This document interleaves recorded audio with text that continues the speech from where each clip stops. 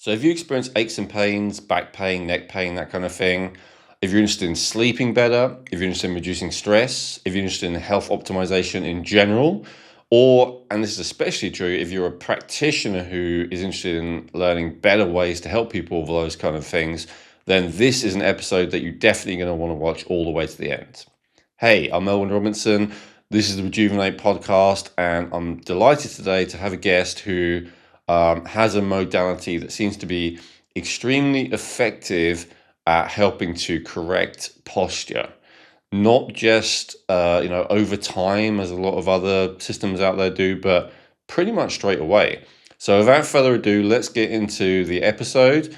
Okay, so I'm joined today by Dr. Jesse Jutkowitz, who is the discoverer of the Advanced Biostructural Correction System. You can find out more about him at abcmiracles.com, as well as this system that he's discovered. So, Jesse, or Dr. Jesse, what do you prefer? Jesse's fine. I'm good at what I do. I don't need the formality. Okay. So Jesse, you created this system that is of interest to me, and I appreciate when I reached out that you were up for doing an interview to share it with my audience. So I have a friend called Mike Nash, who I've been friends with a long time, and every now and then we reach out to the other one and say, "Oh, I found this really cool thing," right? And it's been quite a while since either of us did it, but he reached out to me and he said, "Elwin, I've been doing this thing for a while called Advanced Biostructural Correction. And it's just amazing. It's the best body work thing that I've ever come across." And he, like me, he's done a lot. And so when Mike speaks, I listen. I was like, okay, I'm going to try it. And it was quite far. It's like a 2-hour drive there, 2-hour drive back to the nearest practitioner for me. And we'll talk about that because I know there's an option of doing it, maybe not quite on yourself, but like empowering people so they don't have to go to a practitioner. So we'll talk about that. But I went and I tried it, and I know the bit, and I watched your video about it as well before I went. And the interesting claim about this, so unlike chiropractic or osteopathy or all kinds of other practitioners, where I think there's like a very, what's the word, like takes a long time before you start to feel benefits for a lot of people, or it certainly it takes a long time to correct like an imbalance or a postural issue, let's say. Um, with this particular modality, you kind of go in, and by the time you leave, your posture's already corrected now, and you can really feel it now. Obviously, Hang on, obviously, hang it's on, very temporary. hang on. First of all, no, it's not temporary, but your posture is not completely corrected. Yeah, well, It's that's what I mean. much better. Yeah, well, okay, so not 100% corrected, but it's noticeably very different, I guess, is the point that I'm making. Absolutely. Yeah, which is not the case of most things. Like I've done all those other modalities I talked about and more. And afterwards, it's like usually you might feel sore or something, or maybe sometimes you'll feel relief from pain, but you don't feel like you're moving and walking and standing and all the rest of it completely differently, right? So I thought that was quite remarkable. So that's why I invited Jesse to join us today. And before anything, tell us a little bit about your history, your background, your journey to discovering this. Jesse, should we start with that? Well, if that's where you want to start, sure. So, I wanted to be a medical doctor when I was a kid, and I worked in the Elizabeth General Hospital in Elizabeth, New Jersey. And I'm one of these people. I read everything. I'm very science minded. I created my own engineering background when I was in high school. Taught myself calculus and all this other stuff so I could design things. But working in the hospital, there was a time where we had to use a defibrillator on a guy, and I was just a volunteer there. I didn't work there. I wasn't a paid worker. I was a volunteer. And you know the candy stripers, the girls who wear these, the stripe, they volunteer there. Well, they were I called guess it's a cook. US thing. I'm sure most of our viewers will know it. Yep. Yeah, it's a U.S. thing. But I was a guy, so they gave me a red jacket. All right, so I was a volunteer and I was identified that way. But I read everything, and I worked in the emergency room, and I had all these wonderful, great experiences. And so there was a call for code blue, which is, somebody needs the resuscitation stuff, wherever it was. And I grabbed the thing and ran up there, and nobody followed me. So we did this whole thing, and we're setting it up, and the guy's like, we can't have a volunteer running this. I said, well, I read the manual. I know exactly what to do. It's all set up. And the guy's like, well, it's a life and death thing, so we'll do it. And, they shocked the guy a couple times, and he died. And I was all despondent. And the doc said, Jess, this isn't like TV. 90% of the people that we use this on die. Now, TV, and they live and everything. Real life, and he says, not only that, he says, if they don't have an infection where we can use antibiotics, and they don't have plumbing or carpentry, which is orthopedics or vascular surgery, if they don't have something like that, we can't really do much for people. And I was like, no, this is not the profession I want. Okay. And I interviewed a bunch of nurses and doctors, and they all said the same thing. And so I quit. And I was basically aimless for about, I don't know, years. And I ended up going to college, and I took pre-med because my dad wanted me to, and I took a year off and all this other stuff. And a friend of mine said, you should become a chiropractor. You can help people and you can earn a lot of money. And I must admit that earning a lot of money was more important to me at that particular time than anything else. His dad was a veterinarian, and in those days, if a dog needed surgery or something like that, they just said, put the dog down, we'll go get another one. Now everybody spends tons of money on their animals and all this stuff. But that's how he ended up there. So I knew just a little bit about chiropractic. My dad went one time when he was all bent over. We went to work for him. We came back, and he was walking around, and he went to a chiropractor. I had no idea what it was. He dragged me there because he knew I was interested in the doctor stuff. The guy talked to me. He might as well have been talking Greek. I had no idea what he was talking about, and never thought about it again until all these years later. It was summer break, and this guy Ron said, you should become a chiropractor. And so I looked into it, and I had nothing else to do. So I said, okay. So I went.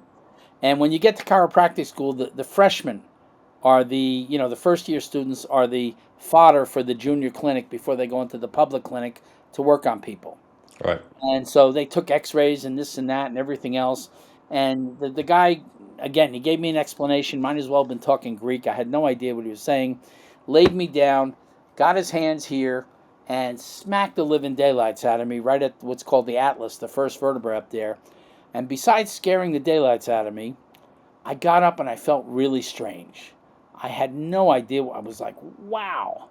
All right. And I just felt strange. Okay. And it took me about 2 hours to realize that this stomach pain I had since I was born, I can never remember not having stomach pain. All right. It was gone. And I went out and ate all this spicy food and all this other stuff that set me off. And, if it goes in hot, it comes out hot. I had that. But, then I ate all this greasy food. Nothing. My stomach just didn't bother me at all. And it was just, I was like, wow, this is really fantastic.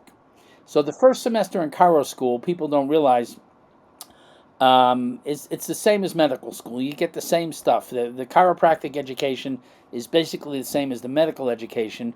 The difference is the medical people go off into the chemistry and the drugs and all that stuff, and the chiros go into manipulation. So we get to the second semester, and they start talking about things. And remember, I'm an engineering type guy and everything. And I can still remember this first class. The guy said, it doesn't matter if you put your hand behind somebody and push down on their body, or you lay them down on their belly and push down on their back, the same thing's going to happen. And, this was out in the Midwest in the United States, in Minnesota, where they call it Minnesota nice and all this stuff. And I'm from New York. And I'm like, wait a second. Whoa. And I raise my hand. Guy says, yeah. I said, are you telling me if I go out in my car, I go out in the parking lot, and I get in front of my car and I push, and then I get behind my car and I push, it's going to go in the same direction? And he said, no, bodies are different. I said, Charlie, stand up. And I'll always remember this because Charlie said, don't get me involved, Jess. And I said, stand up. He stood up. I pushed him this way, and his body went this way. I reached around and I pulled the other way, and his body went this way. I looked up at the guy and I said, no, they're not. And he said, I'll talk to you after class. Well, the short story is, after class, I walk up. He's up on this lectern. It was only, about a foot or two higher than everything else. He looks down at me and he goes, Don't you ever do that to me again. And storms out. All right. And I was like, and so I interviewed a lot of people and I talked with a lot of they don't have no idea what they're doing. All right. They're banging people around hoping that they get better. And a lot of times they do. And that's why you hear three things about chiropractors. The guy's great, he saved my life, and obviously women too. I don't know if it really works, and the darn guy almost killed me. It's very inconsistent and very unpredictable. They have no idea what's going to happen with people. All right, they tell you, but they really don't know. All right, and remember, I finished a chiropractic education. All right, every chiropractor who is not lying to you will tell you that they get to a point where they realize, oh my God, this is just a mess, and they try and find the best method they can use for people, whatever they can decide on, and they go on this search. And I did. I got lucky. I ran into this thing called spinal column stressology, which was a chiropractor who had a friend who was an engineer, and the engineer, whose name was Clint Fulkerson, he was an aeronautical engineer out in California. He applied an engineering study to the body, and he discovered all these things. And frankly, if they didn't start it, I would be nowhere now.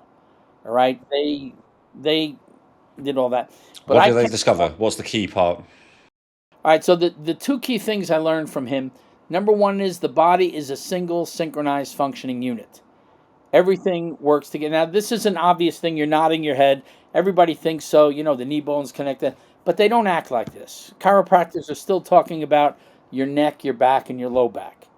And it's really horrible because this guy, Alf Bragg, who's a he was a neurosurgeon, and he wrote a book called Adverse Mechanical Tension in the Central Nervous System. And a lot of people think it's a neurological book, but it's actually an engineering mechanics book. All right, if you understand engineering and mechanics, it's more of an engineering mechanics book than it is even a medical book. All right, and so your brain and spinal cord, okay, from your head down to your tailbone, okay, all the way down. All right.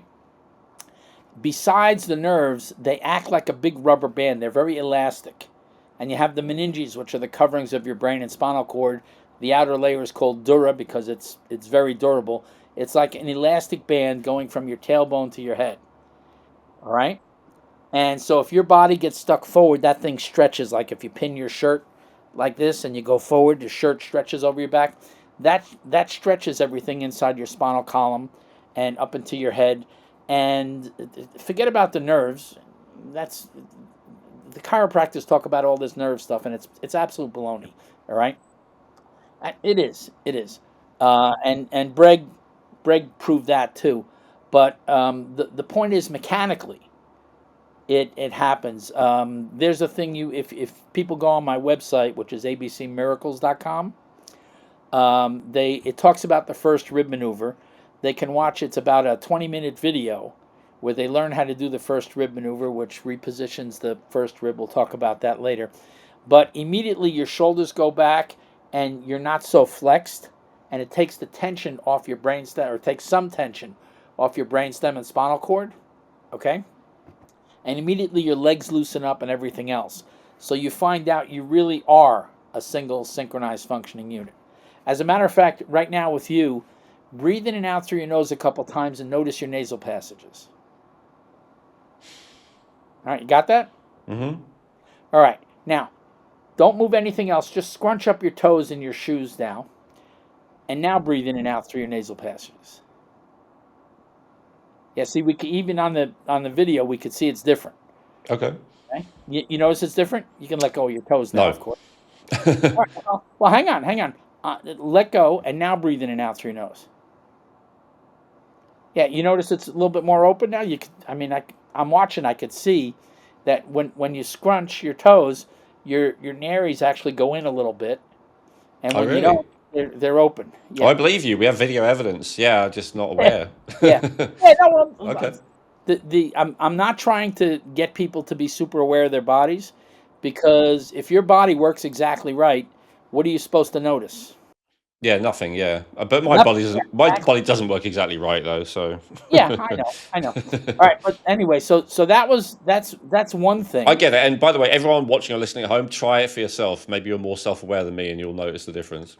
Yeah, most people will. But the issue is that that was one thing, okay? And the other thing, so when you look at like the spine, okay, you can't look at the neck, the back, and the lower back because it's all one thing, and everything changes everything. So this guy Ward did sitting and standing full spine X-rays to measure out the mechanical stresses, and they measured a few things. But when I came along, I measured every angle of every vertebra and every disc, and I made these three-dimensional models, which nowadays with the computer-aided design stuff is pretty easy. But in those days, I had to do everything by hand. It's more time than you want to know about. And when you say That is those days, when was this? What year? 1980s. 19, 1980s. 1980. Wow, long time ago. Yeah, Okay. 1980s. And so, um, and so I used to take these X-rays every 2 to 6 weeks on people as a sequence of watching their body. All right. And so I discovered things that nobody else even dreams about looking about. All right. I have a lot of people who are very, very annoyed with me because when I retired from my practice, I sold all these X-rays. And he's like, "Do you realize how much research has gone into that?" And the truth is, I didn't. I shouldn't have, and it's a mistake and a regret of my life. What can I tell you? All right. Okay. But And sorry, somebody, just to go back to that. So you did this meticulous research that perhaps a lot of other people wouldn't have the patience for, or the discipline, or whatever, however you want to put it, persistence. What made you do that? Was it that you were so passionate, or is that just what you're like? Like once you become obsessed with something, you always see it through. Like what was it about that? both of those things. Both. Okay, fair enough. Both of those things. I'm very dedicated to helping people. I wanted to be a medical doctor, as I told you, and so I just But even most medical doctors are quite lazy, right? They're just like taking, what they're taught. They're not doing a lot of their own investigations a lot of the time. I mean, I guess that's more of a scientist thing, right? yeah, yeah. But look, everybody dumps on medical doctors and all this other stuff, but the guys I know are pretty dedicated. Okay, and they're not doing their own investigations. Some of them are. Well, that's, I guess, my point, right? Like, that's COVID revealed that there's a lot of just doing what they're expected to do. Well, that frankly, chiropractors are the same way. They're looking for a cookbook thing that's going to work. Sure. But again, not everyone. Like, I'm good friends with a medical doctor who's completely different. I realize there are many exceptions. Yeah, well, just because we're talking about that, chiropractors talk about having this big education and you need to have this education and all this stuff. Frankly, it's a bunch of baloney. I can teach anybody everything from the basic anatomy you need to know to all the maneuvers you need to know to figuring out what you need to treat. I can teach anybody how to do this whole thing in a week. As a matter of fact, we have an online course. It's called ABC Online. You can find it on the website. And anybody can take this course and within a week be fixing people better than anybody imagines. All right? You've already had it done. You notice how your shoulders stay up, and my shoulders they're not rolled in; they're up and square. All right. Well, one thing people are going to notice, and I'll get back to where we were before in a minute.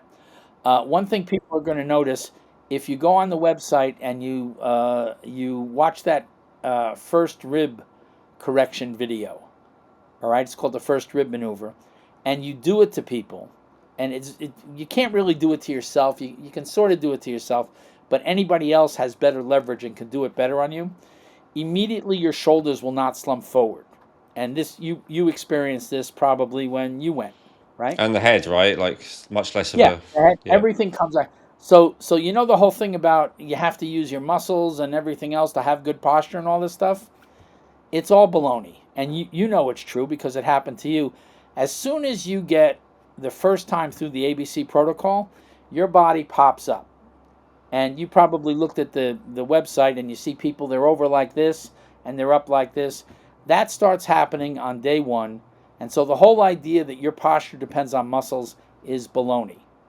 All right? You get the body lined up properly and your body stays upright all by itself. Well, let's get into it. So, why is the posture? Why is it not correct? I guess, and why is it so easy to correct? Why do most people not realize this? What is the secret? All right. Let's go into it. Let's start with what is the secret, because what is the secret answers there. All right. Okay. So chiropractors, osteopaths, massage therapy, all these people talk about bones out of place. Yes. Yes. They'll show you the X-ray. They're like, this is twisted. This is bent. Whatever. This one's yeah, etc. Yes. Yes. I'm with And you. the whole idea of bones out of place is true. But the chiropractors abandoned it. And the reason they abandoned it, and I was there in the 70s, this guy, Charles Sawyer, was one of the chiropractors who was doing some of this research at Northwestern College of Chiropractic in St. Paul in those days. What they did is, they'd get an x-ray and there'd be a curve. And then the chiropractor would, they call it adjusting, try and push the spine back into place. And the person would tell them, oh, I feel tremendously better, and they can move better and all this stuff.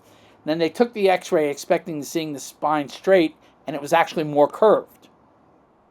All right? And there's an exact reason for that, and it's actually a good thing, but they didn't understand it, and they didn't know. And so because it didn't fit with their idea, they abandoned the whole thing, and they threw it out. And nowadays, if you look at the chiropractic research, they call it a subluxation, which is Latin for a luxation is a dislocation, sub is a little bit less than. So they call it they call a bone that's a little bit out of place a subluxation, and they put this mystical, magical whatever to it, and they say it's got a neurological component. They tell you all this stuff, but it's really just mechanical. All the nerve stuff they talk about, it's all baloney. It's just straight mechanics. All right. And so what happens is when a bone goes out of place, all right. Now let's talk about your spine because it's easier for people to understand. It happens with your ribs. It happens with your legs. It happens lots of places. But the easiest thing for people to understand is your spine. All right. So if you look at a skeleton or a spine, if one of the bones in the spine goes out of place to the left or the right, you've got muscles that attach from that bone to the ribs on the side, and you could pull it back in place. All right? Same thing with if it rotates and things like that, you have muscles that can correct that. If one of the bones in your spine goes backward, you have muscles that attach from the front of your spine to the back of your ribs up here. And then down here you have, it's called the psoas. It goes from the front of your spine through your pelvis and attaches to your legs. If you wanted to stand up, you couldn't stand up now without pulling your entire lower spine forward. Okay? So if the bones go out of place to the left or the right, or the bones go out of place backward, you have muscles that can pull in the direction needed to fix them. Of the spine, because you got muscles going, I'll do it visually for people, that way, and that way, right? And even on angles, but yeah. But yeah. But if one of those bones in your spine goes forward, okay? And people say, how can it go forward? You get hit, you're looking at your phone and all this stuff, all right? But if one of them slips forward, what do you have back here that attaches from your spine to something behind your spine that could pull the spine back, that could pull one of those bones backward? What do you think? Nothing. Yeah, you just got Yeah, skin, there's whatever. nothing there. Yeah. Yeah. Now, if you talk to chiropractors and other people, they say, "Oh, well, all you have to do is lean backward, and that'll go back into place." But it's a stupidity, and you'll have to pardon me for saying that about these people, but it is. Stupidity means can't think well. All right, because if you take X-rays and you do it when you go back like this, both the bones, the spinal bones go like this, and then when you straighten up, they come back into position. Those people, and I know this because I asked them, those people are thinking if you lean backward, it goes like this and goes backward. But that assumes the lower bone is stable, but it's not. All right? So if one of those bones goes forward, especially in your spine, but it happens like in your legs and your feet, your feet are like this. And it's How got a does it bunch happen? of, what? So, how do these things go out of place if it is purely mechanical? You get hit from behind, you bend over at just the wrong angle, you put mechanical stress on it. If you're looking down at your phone or looking down at a laptop and sitting like this, you're going to eventually, and you relax, you're going to eventually slide something forward. Okay. Okay? So it's always mechanical. It's not like you don't think it's an emotional upset or anything like that. More people than than you can count, when they get treated with ABC, come in and say, when my wife, daughter, sister, aunt, when they yell, I always used to get really upset. But since I've been getting treated here, I don't get so upset about that. And Or why is more. that? Hang on, more. Doc, I can't tell you how many people have said this. All right, Doc, I used to take a drink after work pretty often.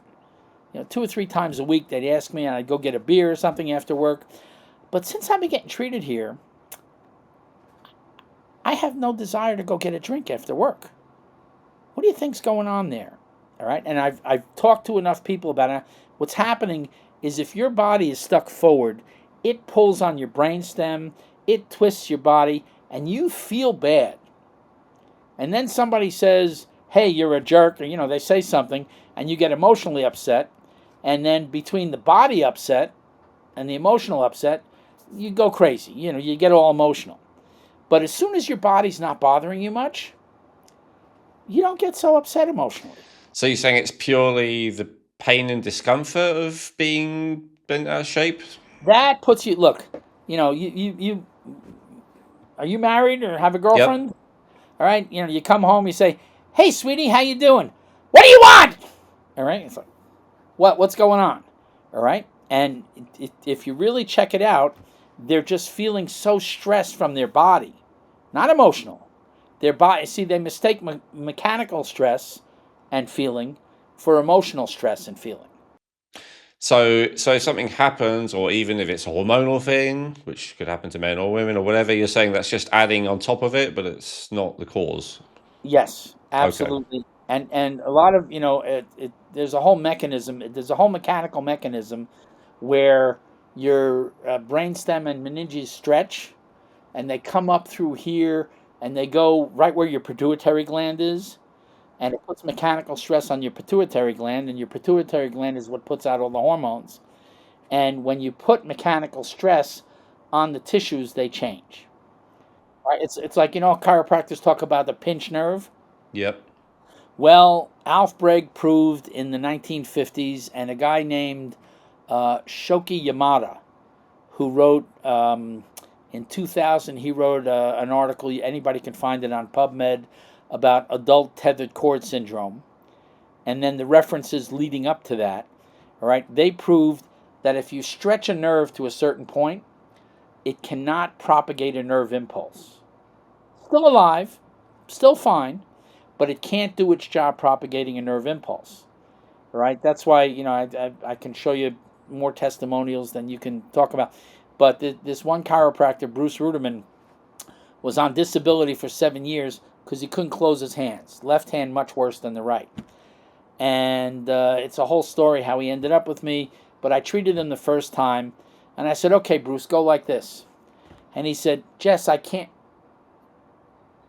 And he said, "How's that possible? They did EMG, which is they put a needle in, and they needle here and a needle here, and they shoot an electric thing down, and if the nerve is working, it'll show up down there, but it didn't show up, and so they said the nerve was dead, but they obviously didn't know about the fact that if it's stretched, it doesn't work, and if you take the stretch off, it immediately starts working again." Okay. All right. So when you have a pinch nerve, the only reason a pinch causes a problem, if it causes a problem, is because a local stretch of the nerve membrane where the pinch is. Okay, and that's not my idea. That's actual physical research by Alf Breg and these other guys. But All if the right. nerve's not transmitting, I can see how it would cause numbness or tingling or something. But how would that cause pain then, like Well, a pinched nerve? it's a pain can be an absence of things too. All right. There's Tell me there's more. pain. Well, there's different nerve fibers that do things. You have nerve fibers that if they're not firing, you have pain. Okay, it's a whole Oh, right. environment. Okay. Yep. But Fair that's enough. that's the short story. Okay. Okay, all right. And sorry, just to go back then. So with it, like my understanding that what the chiropractor saying these days, I guess, is it's so important to get the spine, I guess, not straight, but like corrected because the central nervous system is kind of dependent on it, and when the spine's all twisted up, then the central nervous system doesn't work as well, and that's where a person has stress and all these issues. So it seems to me you're kind of saying the same thing. So how's it different? It's got nothing to do with the nerves. It's just mechanical stress. Look, let me. If I was standing there, all right, I poke you in the side, all right, it bothers you, okay. I do this all the time. I keep my finger there and I say, pick up your right hand. You pick up your right hand, and I say, okay, you put down your hand. You put down your hand. I'm still poking you. And I say, does this feel as bothersome as it did before? And they say, no. All right. But when you take away your hand, it's tremendous relief.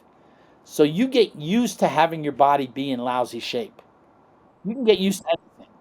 All right. Your body accommodates, and you can get used to anything.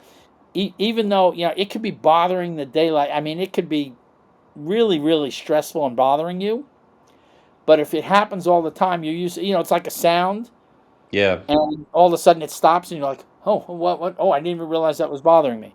Same type of thing with mechanical stress and everything else. All right. Okay. So it's like a fish doesn't know what water is because it's all it's ever known. So that's how people are with this like discomfort or whatever. That's what you're saying. But it is Exactly. but it's still bothering them underneath the surface. Absolutely. Absolutely. Anyway, so the other thing is the No, that was a great chiropractor. tangent because I think that's really the crux of what you're saying. One of the things this podcast does is investigate like the root cause of premature aging and health issues, right? So you're saying from your perspective, that's what it is, right? It's Well, biostructural. there are plenty of people who build this as an anti-aging thing because wrinkles go away in your face and all this other stuff. Now, let's go back to the secret, all right? So we talked about bones out of place, and we talked about in the spine particularly if it goes right or left, you can fix it. If it goes backward, you can fix it. If it goes forward, you can't fix it. All right? So the entire secret of why bodies go funky, and we're not talking about infections. There are microorganisms. If you get an infection, go get antibiotics. Otherwise, dig a hole. You're gonna But go. these days, most people are dying of chronic conditions, right? Not infections. Yeah, yeah. But I mean, in fact, and then cancer and things like that. Whatever the chemistry is, it's there. Doing ABC and fixing somebody's structure is not going to fix that, right? Diabetes, something like that. ABC is not going to fix that, right? But heart problems, different. All right. If you look in the 60s, they have what's called straight back syndrome research, and they showed that changes in chest shape are the major cause of most heart problems, but they didn't know how to change chest shape. Well, you can go on abcmiracles.com, learn the first rib maneuver, and people have COPD. You know what that is? Yep. Chronic obstructive pulmonary disorder, where they can't breathe and their heart doesn't. We used to call it chronic heart failure or congestive heart failure.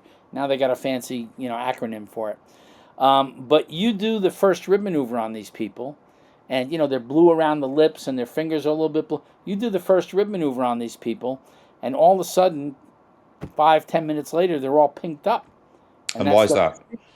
because all of a sudden their chest. See, when your chest collapses forward, when that first rib collapses forward, and you have one on each side, your shoulders roll in, and the top 1/3 of your chest collapses on the middle 1/3 of your chest. All right, and that's where the major part of your heart and lungs are. All right. So besides not being able to breathe well because that's collapsed, you have your heart in there, and if your chest is collapsed, you can't open up. It can be pumping fine, but it can't open up enough. Do you have anybody else there with you? No, sorry. Oh, okay. Well, I was gonna say we can't do it with you because you've already had this done, and I can already see your The only other shoulders are. person in the house is my wife, who's also had it done. So, but she's Yeah. gone to bed. So your shoulders are back. Okay. Okay. So it wouldn't. But I've done this with other people where I teach them how to do the first rib maneuver on themselves. All right, and immediately their shoulders, which were like this, are back, and they could breathe better and everything. Your people can go ahead and do this, and they'll notice it immediately. But immediately your body pops up. Well, do you want to tell them then? Do you want to do that? Can you tell them now? Yeah. All right. So here you do it. All right. So put your left hand flat on the left side of your chest. All right. Take your middle and index finger. All right, and put it on the same hand. The, yeah, but no, leave your fingers flat. Take the middle and index finger and put it on the big lump where And your so I just want to say, collarbone. viewers, even listeners, follow along. Try this. Okay. Yep. Absolutely. All right. Now pull your shirt down so they can see a little bit. All right. Like the clavicle. So you see this big lump right here, right? You got this in the middle, and just to the side, yeah, that's that big lump. Feel that big lump? The thyroids? No, not thyroid. No. Down, it's the bone. Go put your finger on the top of your sternum right in here. You'll feel there's like a U. Oh, I see what you mean. Yeah, yeah. All right. Now, if you move over to either side, you feel this big lump. Yeah, yeah. All right. So that lump is the end of your collarbone. Yep. So what you're going to do is put your left hand down like this and put those two fingers on your collarbone, right where it attaches to the sternum. Now, push that upward and backward as hard as you can and hold it there. While you're holding it there, you're going to take this big part of your thumb here. All right. It's called the thenar eminence, this thing. And what you're going to do is you're going to put that on your fingernails. All right. On your fingernails. Now, you're going to hit that backward, but don't hit down. Pull it down a little bit and hit up. Okay. All right? And hit right on your no. Right on your fingernails. Now don't just hit your fingers. Hit through like you're trying to hit the wall behind you. I'm a bit concerned about the headphone, but I think they get the idea. Yeah, like that. Right? But harder. But as hard as you can, you're saying. Hard as you can, and then you switch hands and do the other side. Mm-hmm. All right? Now Excellent. before And you you do also it, have a demo of that on your website, right? Because that wasn't absolutely, good enough. that's the free thing. Because people's bodies pop up and they have pictures where it's like this, and then the person's up. Nobody believes it. They think the people are like this and they're working to stand up straight. They don't realize they're relaxed completely in all the pictures. Yeah, because you can force yourself to that straight position, right? But it doesn't last very long. So this is like natural. I do agree. Actually, you can't force yourself. You can force yourself into extension backwards, but you can't get yourself into the right position. Well, maybe not exactly right, but what I mean is you can make yourself stand up straight, right? Like soldiers learn to do. Yeah, you can force yourself upright, but you have to work at it. You do the first rib maneuver, and immediately your shoulder. See, I'm all right. Let your body slump. See, you've been treated this way, so your shoulders don't come forward.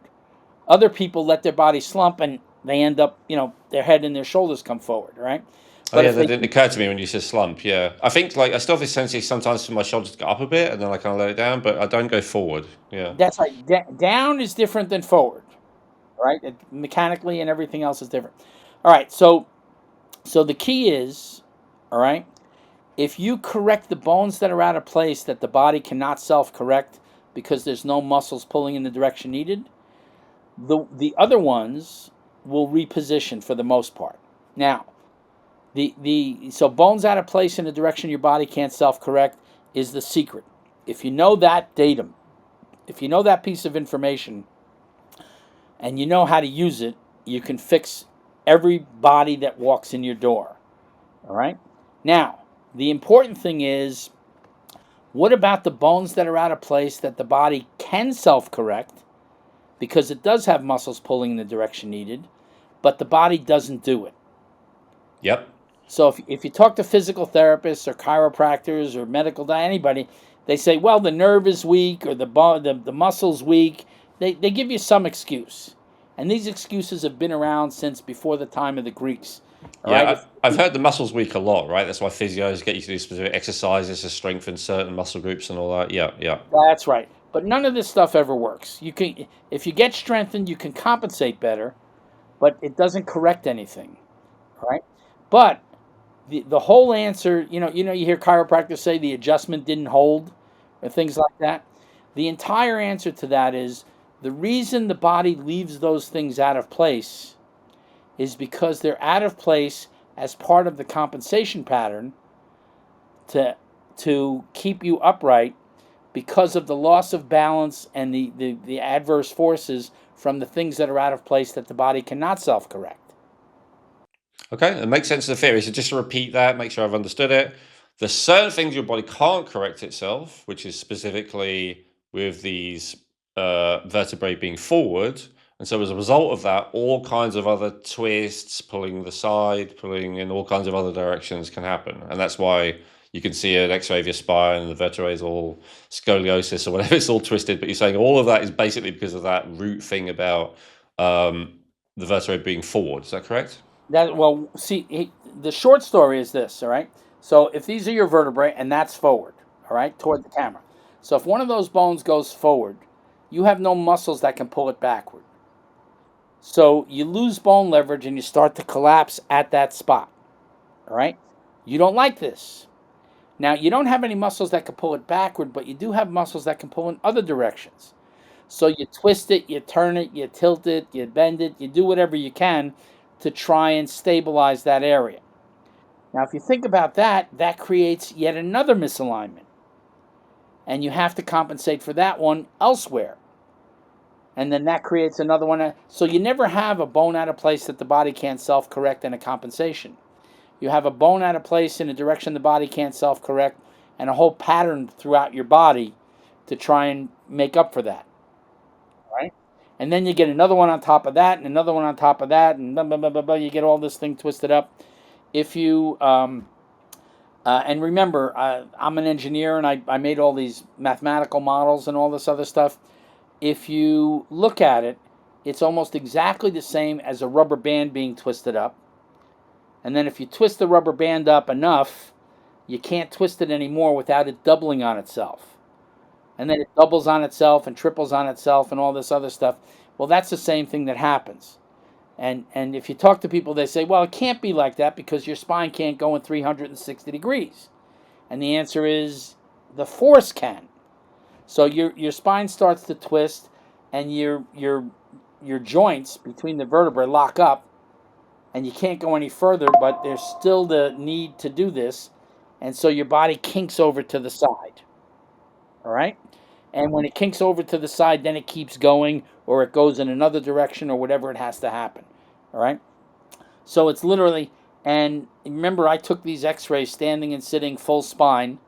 All right? And the reason is standing, believe it or not, I don't know what's going on here. Standing, believe it or not, is your best compensating position. All right? Sitting is still weight bearing, right? Because you're still here. But because your pelvis is going the other way, it disengages. It's a whole mechanical thing with the way the meninges are pulled. But sitting is weight bearing without your feet and legs or pelvis being able to hold you. All right? And so your spine decompensates. And then standing is your body compensating and holding you up the best. If you look on my website, there's, I think the second video down is how and why ABC works the way it does. All right, the first 15 minutes talk about the bone out of place thing. And after that, I have explanations, and I actually have sitting and standing full spine x-rays that show the differences and all this other stuff that are there. And it's actually very easy to understand. All right. So what happens is this is all twisted up. All right. As you get treated, and you probably notice this, your body is much more stable. Right? You come in and you're, all unstable. You get treated this way and your body's more stable. As you're more stable, you can let go of these compensations. And so your body starts, we call it unwinding, because if you look at the x-rays, you can see it unwinds like a big spring, right? Or a big rubber band. And so this, what happens is it goes toward the injury position. All right? The bone went out of place and you compensated. So as you don't need to compensate as hard, you let go and it goes toward the injury position. And lots of people say, well, yeah, but how come it doesn't go back into place? Well, the reason it's out of place is because you don't have any muscles that can pull it back. So when these things get loose enough and they're unlocked enough, your ABC practitioner comes and just does does the protocol, and they push, and this thing goes back into place. Now, when that finally happens, you would think you get all this relief and everything else. But that's not what happens. When that bone goes into place, you're standing there. It feels like somebody put a stick up your tush, and you're like, "What am I doing up here?"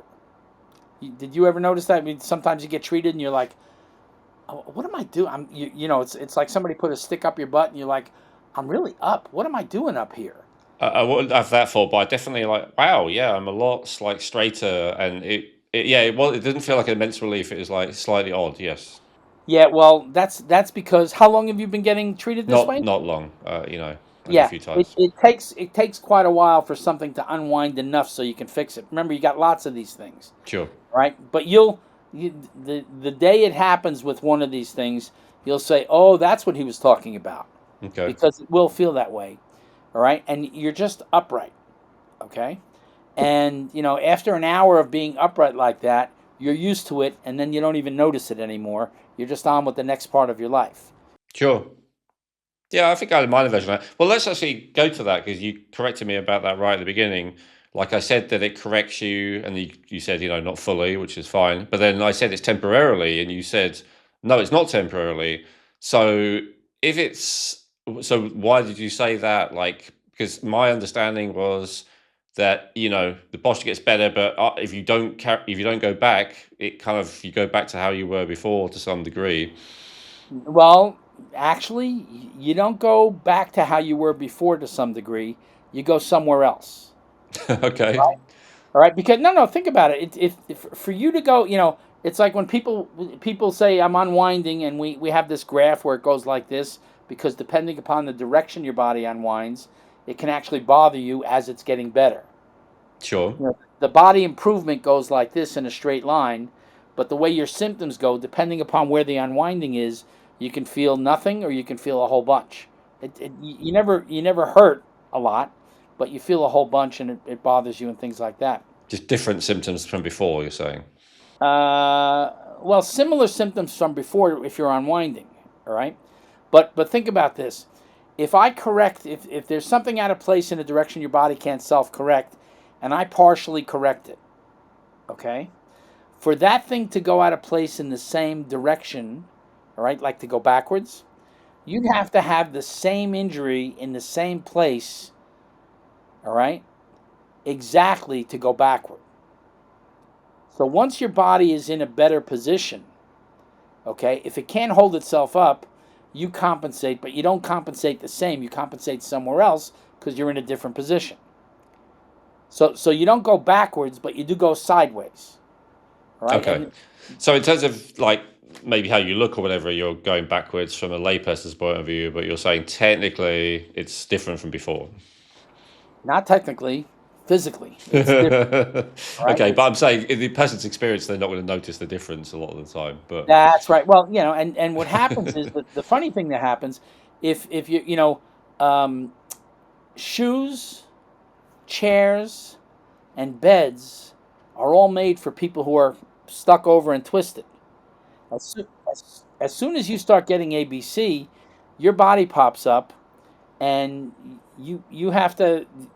There's a whole sit sleep stand booklet. I don't know if they gave it to you or you read it, but how those things make you worse, and how you have to be better. All right. Um, it's like like art. can we give an example of one of those three? Genetic Insights provides cutting-edge, affordable DNA testing, giving you access to over 500 health reports that can help you in 3 key ways. They may be able to resolve your existing health challenges even when nothing else has worked. Using simple lifestyle changes, their reports can help you reduce your risk of developing future health challenges that you may be genetically predisposed to.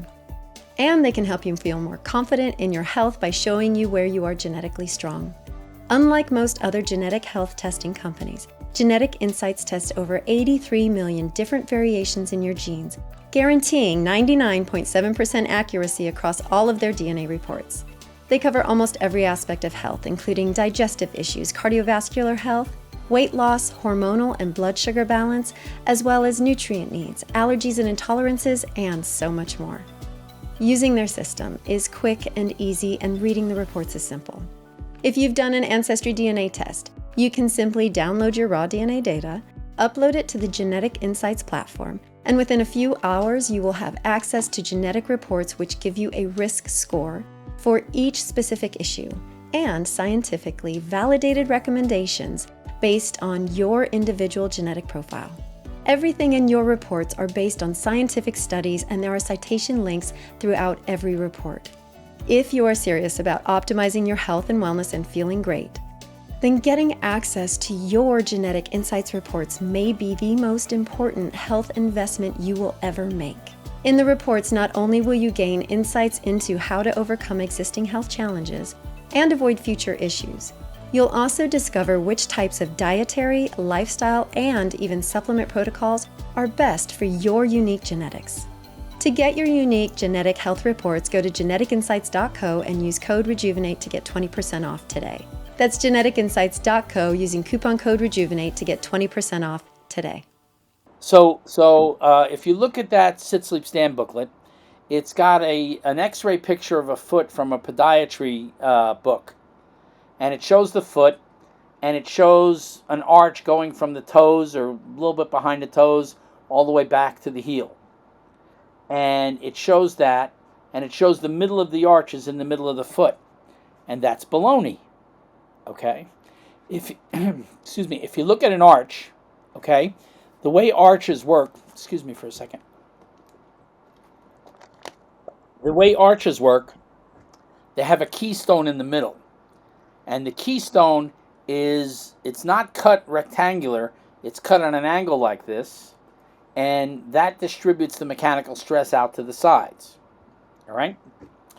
Well, your talus bone, and I wish I had these pictures right here. Your talus bone, all right, and I can send them to you if you want to put them in and edit them in later. But your talus bone is the keystone of your foot.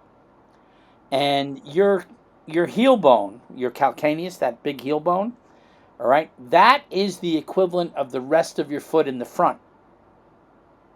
Okay? So if you put an arch support in the wrong place, which is the middle of the foot, it ruins your arch and everything collapses. Okay? So that's an example. So if you have those kind of shoes, they're going to be less and less suitable as you do this. Any arch support is going to make you worse. Your feet are going to bow out. Yeah, I don't have any of those kind of shoes. I was wearing barefoot for years, and I started wearing those barefoot shoes, so this doesn't really apply to me. But my wife, I think, has special arch support shoes, so I'll mention this to her. Have your whoever your ABC practitioner is, go to him and say, I need you to show me the foot thing, and he should be able to show it to you. All right. Sitting, sleeping, and standing levers your body forward. Now, you know how they say everybody's different? Yep. You're not your body. You're the thing that runs it. The spirit, the soul, the elan vital, whatever you want to call yourself, that's you. And every one of us is different. But as far as bodies go, right? When I say every body, I'm talking literally, every space body, not every person, right? Bodies are all pretty much the same.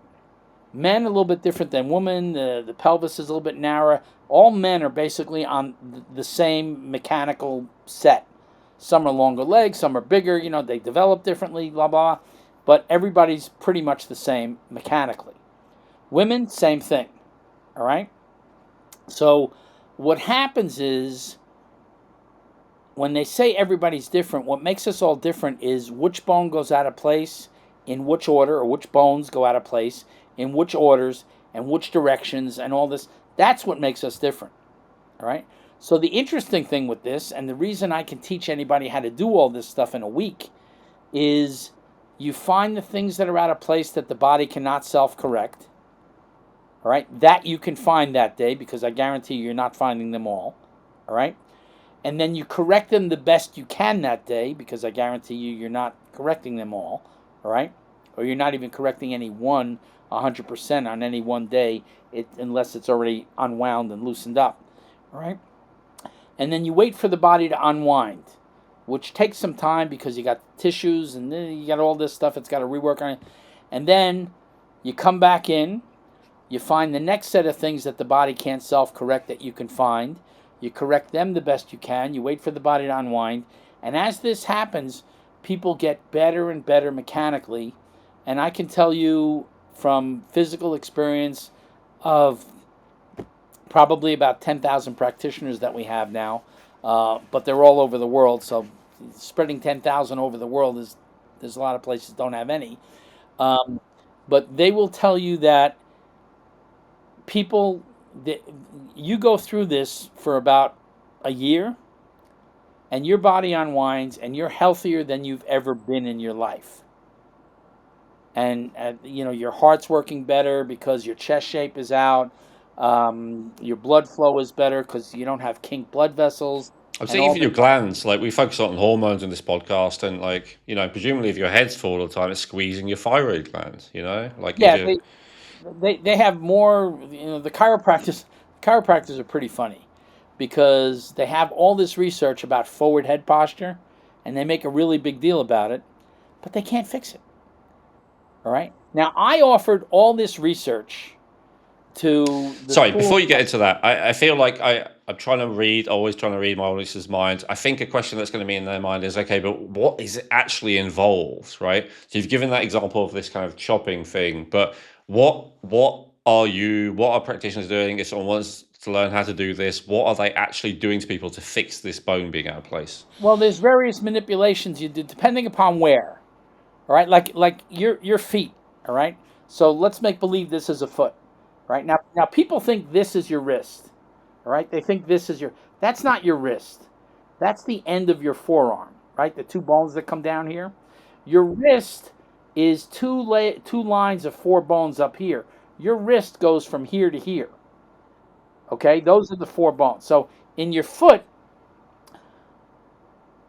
the bones from maybe about a third of the way from your ankle down, and then up to where your calf muscle, your calf bones are, and then your heel bone. So these bones here, okay, they make up your foot and your foot mechanics. If one of those bones drops downward, you don't have anything on top of your foot where you can pull the bone up. So that's a bone out of place in a direction your body can't self-correct. Okay. And if one of those collapse, your foot collapses, your arch may collapse. That's going to twist your calf down there. That's going to twist your femur, which goes up into your hip, and that's going to create all sorts of problems. All right. So so you have to do manipulations to loosen up the foot and the bones, and then after that, you use a little tool to push up on those bones and get them back into their better position. Okay. All right. In your leg, if the fibula, the little bone on the outside of your calf, all right, if that displaces forward, you have to get on it in a certain way and you push it backward. All right. And in the spine, all right, if those bones are forward, you have to get your hand in the right place and you have to lever them forward. Now, it's not like a chiropractic adjustment. The chiropractors, they're almost impossible to train because they teach them to give a hard shove and all this other stuff, and it's not there. It's a three-dimensional twist, all right? And we teach you what to do to get it back in place, all right? Then besides that, you have meningeal adhesions, all right? So in your spine, you have the meninges, which are the coverings of the spinal cord and brain, all right? And there's three layers. There's a thin layer against the spinal cord. There's a really thick layer, and it's called the dura mater, very durable. It's like rubber, okay? And people say, what do you mean, we have something that's like rubber in our bodies? And the answer is, yeah, I have to remind them that rubber is tree sap from a rubber tree, all right? I don't know if you've been to Malaysia. I have, and they have these gigantic rubber plantations, and people have these little rubber trees in their house, the house plants, right? Well, these things grow, huge things, and you tap it, like you're making maple syrup, the latex comes out and then they have to cook the latex and now you have rubber, right? So inside your body you have something like that. And then between them... And is it a muscle, this meninges? No, it's just hard. It's very thin tissue against the cord, very thin tissue against the column. And then between them you have a thing called an arachnoid layer. An arachnoid is spider, because when you're live and it's all attached, it's like a spider web, all right? When the bones go out of place, these things twist and everything, and they get mushed. Pardon these big medical terms. All right, Yeah. they get mushed together, and they grow together. If you tape your fingers together, after a couple days, the epidermis turns all white and sloughs off, and then you have live skin there. And if you don't have something between them, your fingers grow together, and when you take the tape off, you can't move it. You Really? know? Yeah. How long does that take? It depends on how long the skin has to. Well, let me ask you this.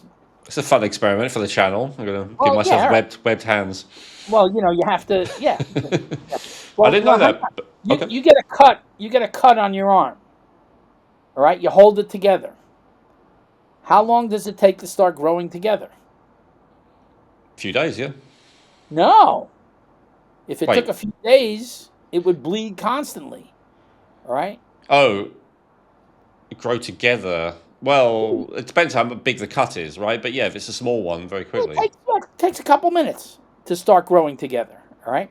So a lot of people. What to If you talk, start? Yeah, sorry, I thought you meant to finish growing together. no, no, not there. But there's a lot of people. You know how they have those big soft chairs that get you all twisted up in the movies nowadays. I Uh, don't know if you've been to a movie theater, but they have all these big soft chairs and all this stuff. oh yes, okay, yep, yep. All right. I have lots of people come in. They say, I went to the movies, and I was in this twisted position in this chair, and I've never been right since then. And so the bones go out of place, and this thing twists, and they're sitting there. This particular guy, it was the movie was like 3 hours. I don't remember what the movie was, but it was like 3 hours long. And this guy got up and he's trying to stretch, and he says, "I've never been able to stretch it, and it's stuck and everything." And I put him in position, and I pushed on this thing, and he's like, "That was it. That was what got stuck then." He knew. And so this stuff happens. All right.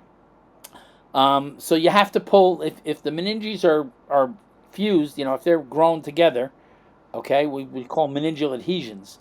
If they're grown together, you have to the practitioner has to recognize that and give a big hard stretch to pull that apart. Now the interesting thing is the stretch feels how it feels, and if they do it right, it never hurts. Okay, anybody who's they might be listening to this, I had my guy do meningeal release and it hurt. He did it wrong. All right, I promise you. If it's done correctly, it doesn't hurt. And not only that, the adhesions being pulled apart doesn't hurt because you don't have any nerves in the meninges. Right. All right, if your fingers grow together and you force them apart, you're going to be screaming like bloody murder because there's lots of nerves in there. But the meninges have no nerves in them, so even if they tear and get pulled apart and everything, you can't feel it. All right? All right. The only time it hurts if they do that is if they push in the wrong direction and it pulls on your body or makes you worse otherwise. But once those get pulled apart, we have people. If you go on the ABC YouTube channel, we have people who have a hard kyphosis where their body's all curved over. Okay, and that thing comes out. All right. I have one guy. The video looks like it's a poor video because it's from. I don't know when it was from the late 90s or the early 2000s when phone video was pretty crappy, but I left it up there because this guy was 80 years old. He's a chiropractor. He's been trying to get people to not to fix this curve in his back, where his curve forward. They call it a kyphosis. He's trying to get people to fix that for about 40 years, according to him. All right, and nothing ever changed. And you watch it change. I treated him as a demonstration, and we took video before and after, and he laid down flat. The first time he laid down, his head was like this because the curve was so big, his head barely touched the table. And at the end, I had him lay down, and he's laying not quite flat. His head went a little bit like this, but almost flat, right? And so you get, like you said, you get this straightened up immediately if everything's done right. But then you have these twists and turns and things like that. If you have viewers who have scoliosis, all right, here's an interesting thing that nobody seems to know about scoliosis, which I don't know. I actually have this. I have a YouTube video on it. But in your lumbar spine, down at the bottom, all right, the spinous processes that the things that stick off the back of your spine. are these big, thick things like my thumb, and they're about this close together. All right. So anybody with a scoliosis, if you take a side view picture of them, you will see the sacrum. You know what the sacrum is? The triangular bone in your pelvis. You see, the sacrum has whatever angle it has, and then L5 is supposed to have an angle like this. All right, it's supposed to be about 20 degrees. Okay, so if you look at people who have a scoliosis, almost all of them have this down into the single digits, less than 10. So that means their body is pitched forward about 10 or 15 degrees. Okay, And it's now right from nobody the wants, base yeah, almost. Yeah. well, from above the pelvis. All right, and Yeah. Well, I mean, yeah, the base of the spine, I guess. Yeah. yeah, yeah. So nobody wants to walk around like this. So what do? You lean backward. Now that the reason that thing is collapsed is because it's stuck forward and you can't get it backward. But you can lean backward. But when you start to lean backward, between the sacrum and L5, you've got plenty of room for that thing to have an angle. You know, that's the way your body's designed, that's the way it developed. But between L4 and L5, the fourth and fifth vertebrae, and the third and fourth, you got these big things behind there, and if you try and extend, they jam together. So you don't want to hurt. You know, that hurts. So what you do is you twist it, okay? And if you look at people with a scoliosis on the front view, you'll see L5 is twisted maybe a little bit, and then L4 twists a lot on top of that, and L3 twists a lot on top, and now you got this big curve going up there. All right? That's the actual mechanism of scoliosis, and I wrote a paper about that. They wouldn't publish it. Okay? They wouldn't publish something from a chiropractor. And I published all this other research. I tried to publish it in the chiropractic press. They wouldn't do it. All right? Because if I'm right, they have to change everything they teach. All right? Yeah. And all these people who make money with all these different methods, if I'm right, all that's out the window and they have to do it exactly this way. All right? I don't know if you realize, but when your car has a problem, does the mechanic have a choice in what to do to fix it? Well, they have a choice. Yeah. No, they don't. Well, what No, do you mean? no. If you're going to really fix a car that's not working right, Oh, you mean if you want to fix it correctly, there's only one way of fixing it. Yeah. well, then see if you're going to fix it correctly, you fix it. Well, If you're going sometimes to there's fix it, shortcuts. There's shortcuts. There's cheats. yeah, there's shortcuts and cheats, but those aren't fixes. Okay, Those are sure. things. Those are things that let it run, okay, until they fall apart. Okay. If you're really going to fix it, there's really only one way to do it.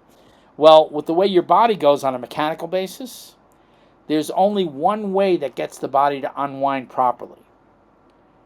All right. And if you do it exactly right, it works phenomenally. All right. If you don't do it exactly right, you get less.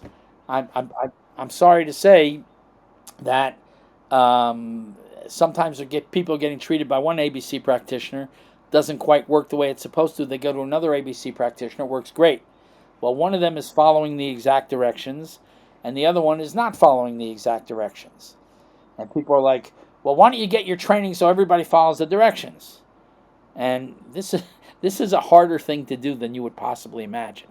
Yeah, Right? I But bet. And isn't there a skill issue with it? Isn't there a case of even if someone's trying to follow the directions, they don't get it right?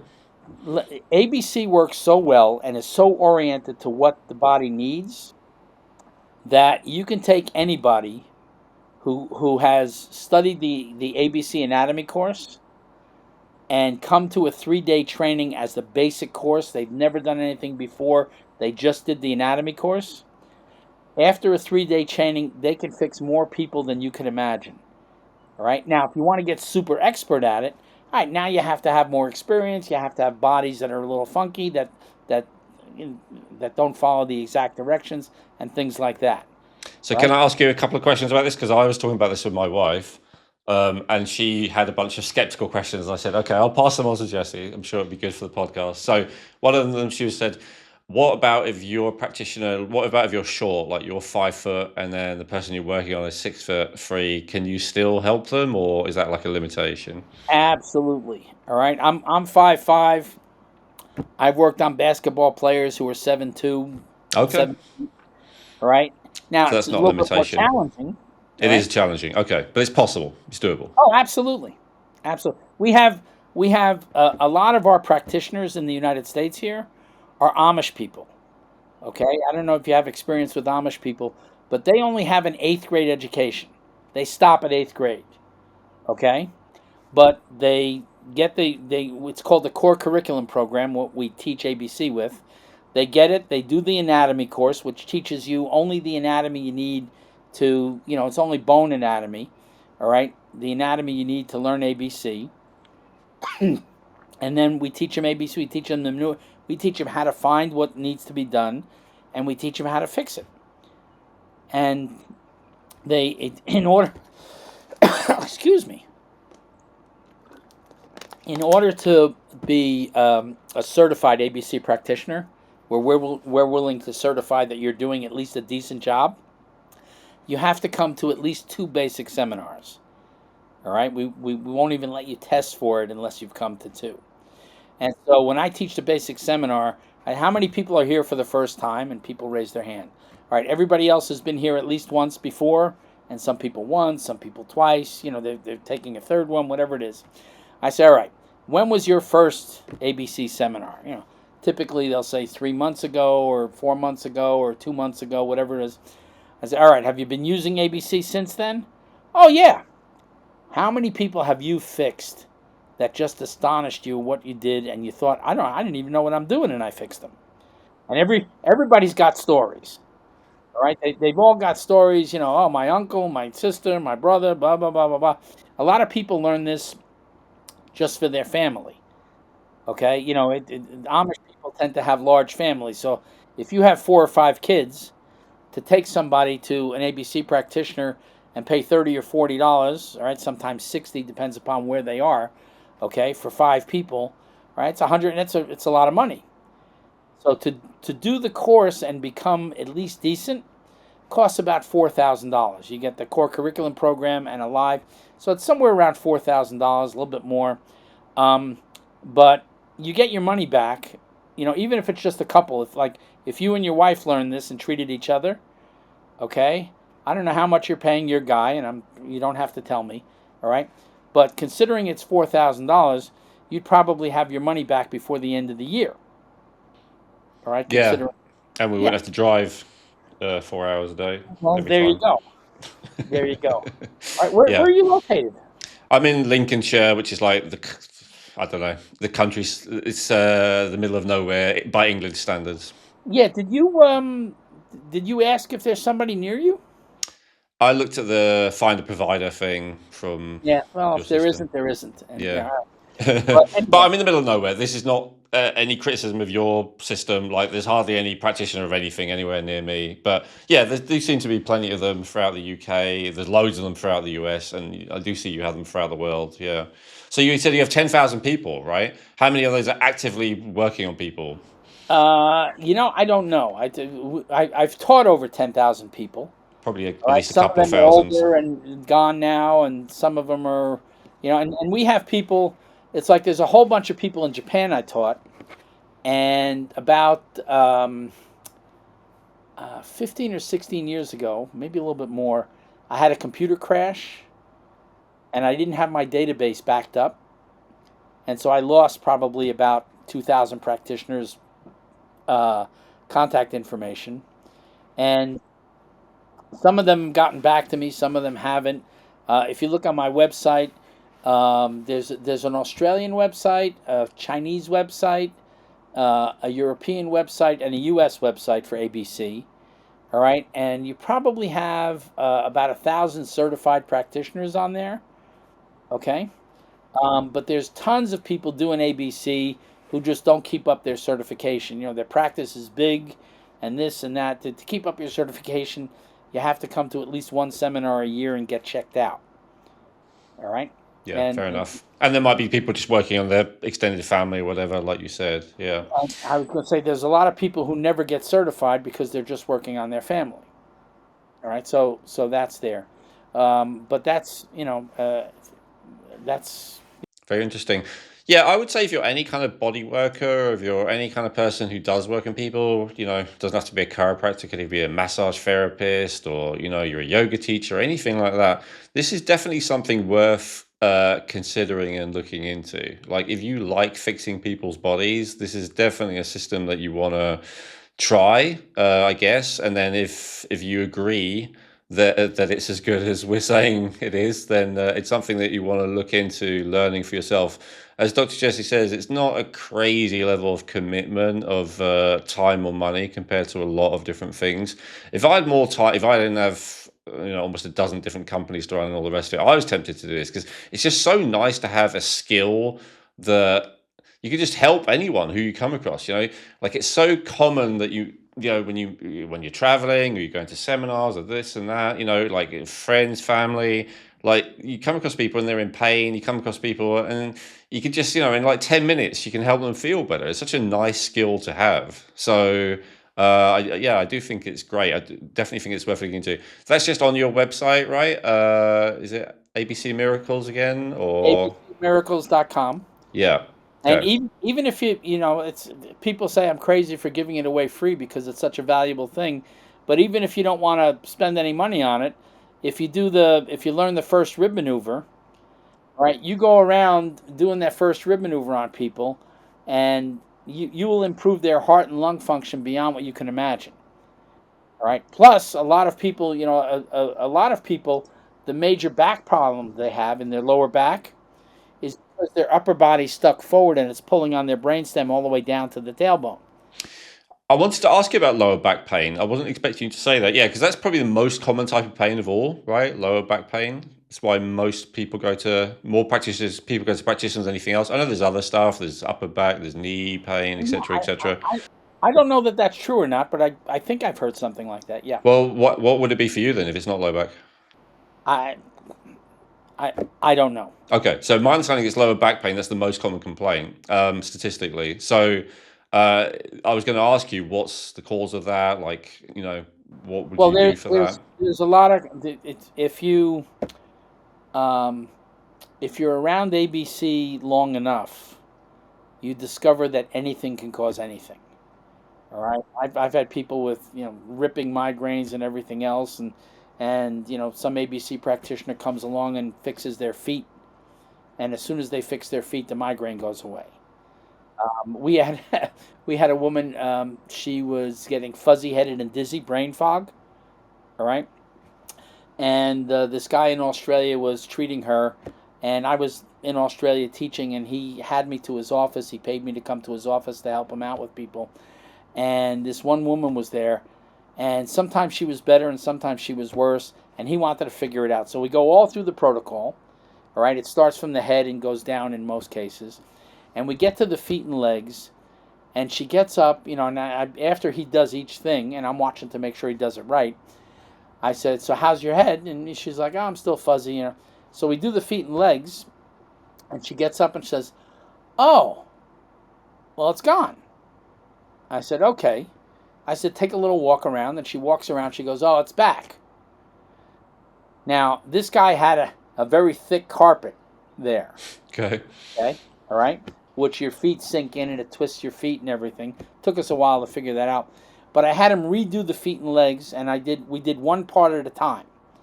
All right. And it worked out that it was her left fibular head. All right. So when she would walk on the carpet, her foot would twist, and that would go out, and that caused the chain reaction all the way up, so it was pulling on her brainstem. All right. So I got her outside on the tile. All right. And I had him do the fibular head there. Okay. Not in the office and everything. And she brightened up and she was like, oh my God. And she walked around. She goes, wow, do people really live like this? Because it was very unusual for her. Okay. And we have a little tool that has a spring where you can use it to fix that. And I showed her how to do that. And so she actually bought the practitioner's tool. I had to get the practitioner a new tool. All right. And this woman, for the first time in her life, it's Australia, so that's in the South Pacific, and she had friends in Taiwan and Trinidad, all these different places in Bali and all this. And she disappeared from the guy's practice for about 2 years, visiting all her friends, because she never had been an hour from her house for over 30 years because she was always fuzzy-headed. And so if she got fuzzy-headed, she would do this thing and, oh, back, so where you have the mechanical problem is not related necessarily to any one particular thing, because it can start a chain of events. So you can have more reasons for that than you can count, right? But typically, as far as back pain goes, typically when your upper body gets stuck forward, it pulls, besides pulling the bones out of place, it pulls on your brainstem and spinal cord, and that's causing. So a lot of people get the first rib maneuver done and say, "Oh my God, my back pain's gone," because that's enough to take the stretch off and all that.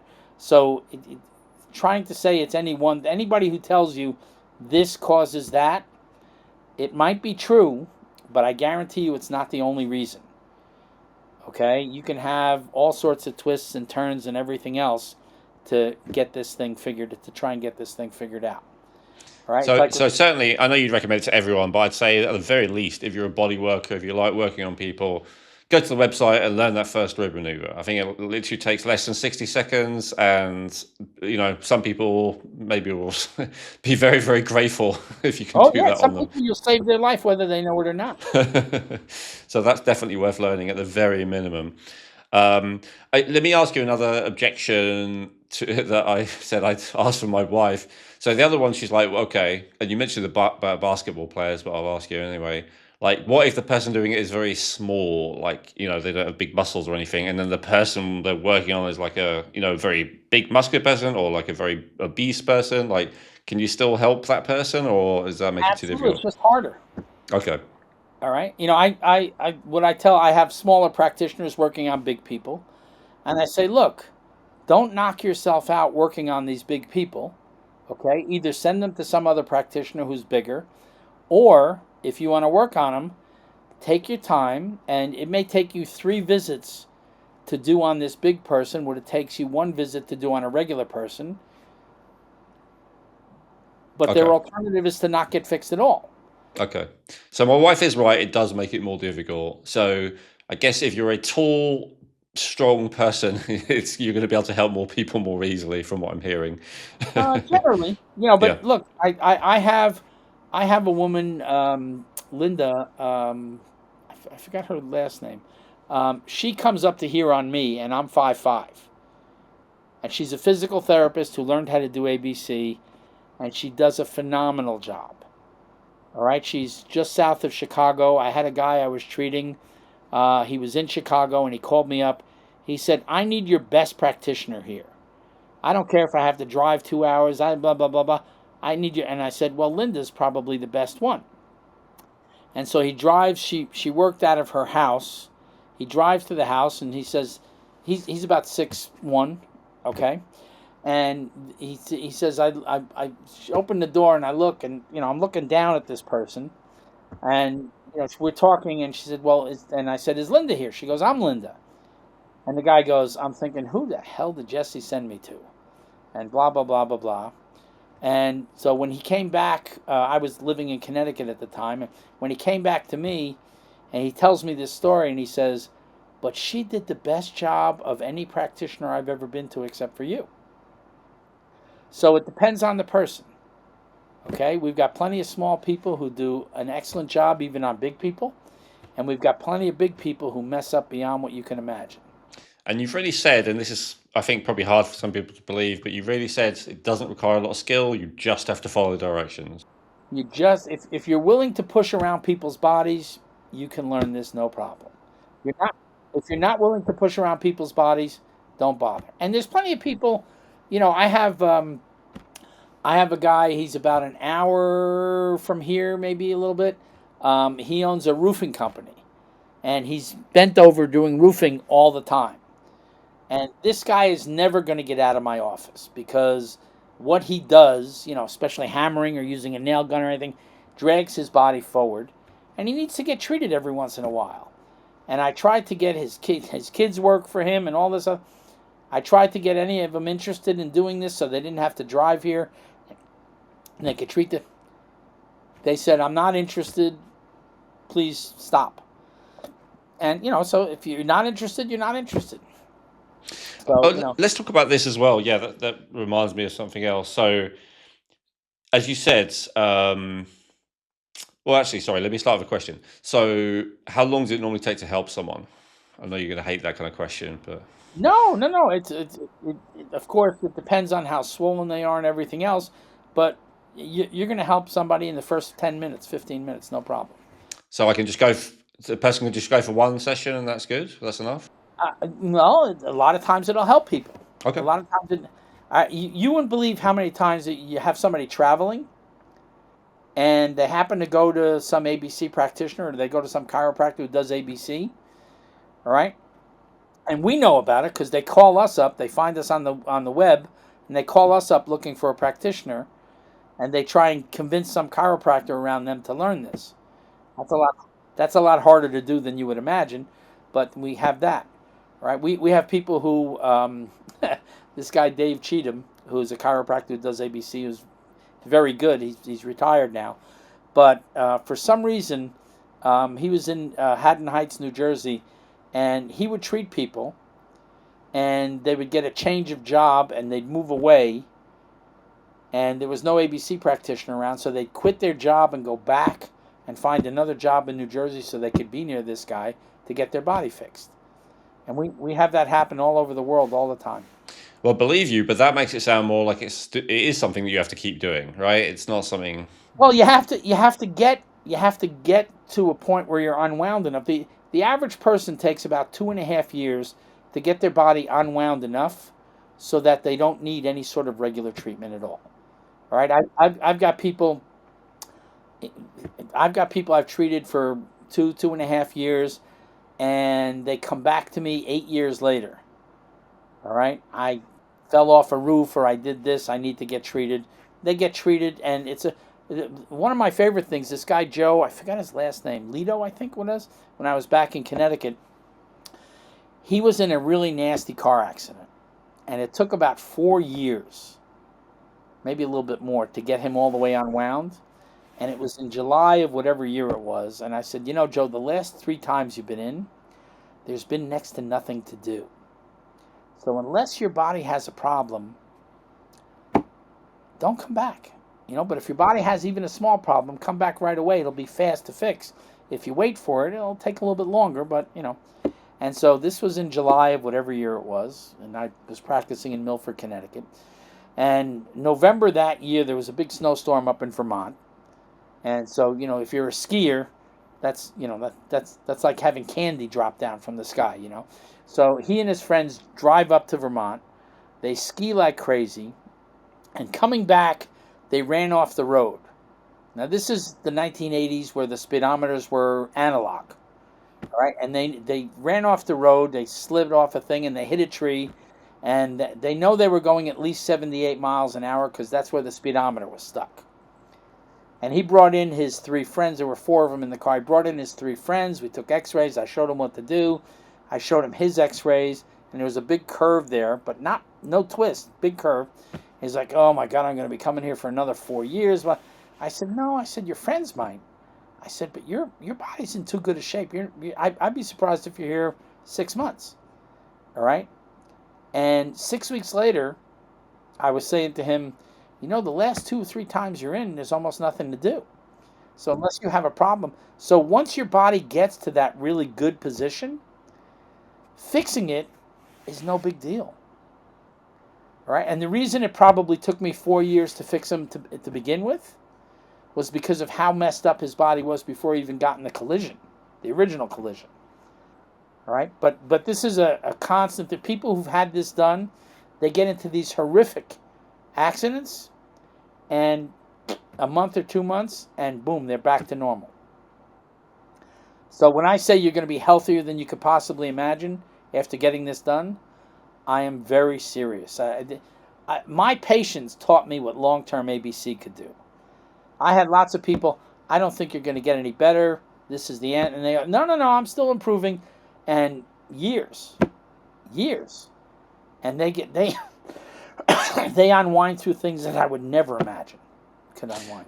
Let me ask you this. I'm sorry to ask you this question because it annoys me when I get some variation of it, but like people often kind of imagine and romanticize like a time in the past when everything is better. And I think like a lot of people would be like, well, most of our ancestors didn't have this and they were okay. I get the same thing about, supplements or, all kinds of stuff. And so it's like, why do we need this now? And I think, maybe a lot of people would say, oh, it's because we're sitting down all day and stuff like that. But would that even account for, what you're talking about? Not really, no. Like people would have had injuries and stuff like that throughout history, right? So how did we used to be okay, or did we not? Look, we did not. All these people that this one person had this thing with the J back, and the native cultures in Africa never had back pain and thing. Man, if you had back pain and things like that, then you died. You didn't survive. You died. All right. But all right, when I was researching, when I found this thing, bones out of place in a direction the body can't self-correct because there's no muscle pulling in the direction, my first thought was, this is like the stupidest thing. It can't be that simple because everybody knows this. And I started talking with people, and they were like, oh, I didn't realize that. I thought your body could pull bones in every direction. And I was like, And this is doctors and patients. Both anybody I talked to said that. So I started researching. I went back to the time, I looked at everything I could find on manipulation. I looked at stuff from Greek, all right, before the Greeks, Chinese were doing manipulation 5,000 years ago. They've got all these treaties, some of them been translated to English, and I was looking for somebody who wrote down bones out of place in a direction the body can't self-correct because there's no muscle pulling in the direction needed. Well, to my surprise, Vedic medicine, all right, everybody talks about India, how Vedic medicine, how wonderful it was and everything else like this. You look through the Veda and all their stuff, they had all these things on manipulation 12,000 years ago. All right? 12,000? Yeah. That stuff is old. India was a civilization and everything long before China. Yeah, I thought like Babylon was supposed to be the earliest civilization with printed records, according to official history, like 6,000 years ago. No, that's Western bias. Okay. Okay, they've been around a lot longer, and I know that's certainly what they claim, right? Yeah, and I don't know. Obviously, I wasn't there. I don't know the truth. But okay, yeah. Anyway, ancient records. All these people who said humans didn't have this before, they're all full of baloney. All right, human bodies have not changed much in a very, very long time. Well, you go to the archaeologists, they haven't changed. Even they just found these gigantic skeletons. When people talk when giants roam the earth, okay, and people don't believe in it, but they just found out in near Babylon and Gilgamesh, was it? Or whatever, somewhere out there, they found these skeletons of people who were 15 feet, 20 feet tall. Right. Okay. All right, but their skeletons are the same basic human frame we have now, just bigger. Really? Okay. Yeah, and I guarantee you, all these people who say it was better in the past, they're all full of baloney. Well, to go back to that Vedas thing, so you're saying they were doing something similar to what you're teaching? Oh yeah, they were doing manipulation. They have all these books on manipulation and everything. They have pictures. But I'm saying, I guess what I'm saying is, were they doing the type of manipulation that other people are doing that you're saying is not as effective, like chiropractors now, or are they doing the type that you would say is effective? Yeah, they look. They have things they used to tie people to a frame and drop them. Okay. Okay. So they were literally dropping them in the hope that something would get better. Okay, and then they got more sophisticated as they figured out how the body works and what they're doing and all this other stuff. But in all this time, from 12,000 years ago up to now, until the 1980s when I wrote it down, I could not find anybody who said bones go out of place in a direction the body can't self-correct because there's no muscles pulling in the direction needed, and that's the key to fixing people's body structure. And it is more of a key than anybody imagines. If you haven't been doing ABC for 5 or 6 years, you have no idea what can be fixed by getting structure corrected. All right, you have people with like cerebral palsy. All right, they're all spastic. Well, the way that works, you have a nerve that goes from your head down your spinal cord, and then from your spinal cord out to a muscle. All right, so there's a lower motor neuron and an upper motor neuron. if the if the lower motor neuron gets cut, okay, you have flaccid paralysis. It's loose. You can't do anything. It just flops around. If the lower one is okay, but the upper one gets cut, the upper motor neuron has an inhibition effect, and everybody knows this. This is normal medical knowledge. The upper motor neuron has a inhibitory effect on the lower motor neuron. So if there's something wrong with the upper motor neurons, all right, the lower motor neurons contract, and you get somebody who's all spastic, all right, and it's always funny because people see these spastic people walking around and they think they're retarded. They're not. They're just like you and me. They just don't have control over their muscles because they're spastic. All right?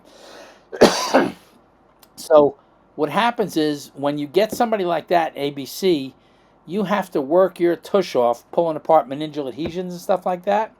And there's some of them up on the website, but you have them walking before they get treated and walking after they get treated. 20 to 30% of their spasticity goes away right in the beginning. Now, they usually don't get 100% because some of the nerves that are on stretch aren't working up here, and you take the stretch off up here, and then the lower ones, everything starts working again. But the odds that you're going to get everything done with this developmental, it's usually a developmental thing, the odds that you're going to get it all handled, very small, but unbelievably better. Multiple sclerosis.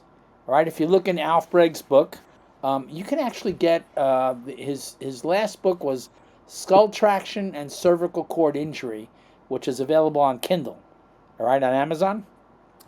I think it's page 74, somewhere toward the end of that. He talks about clinical experience with slackening the spinal cord.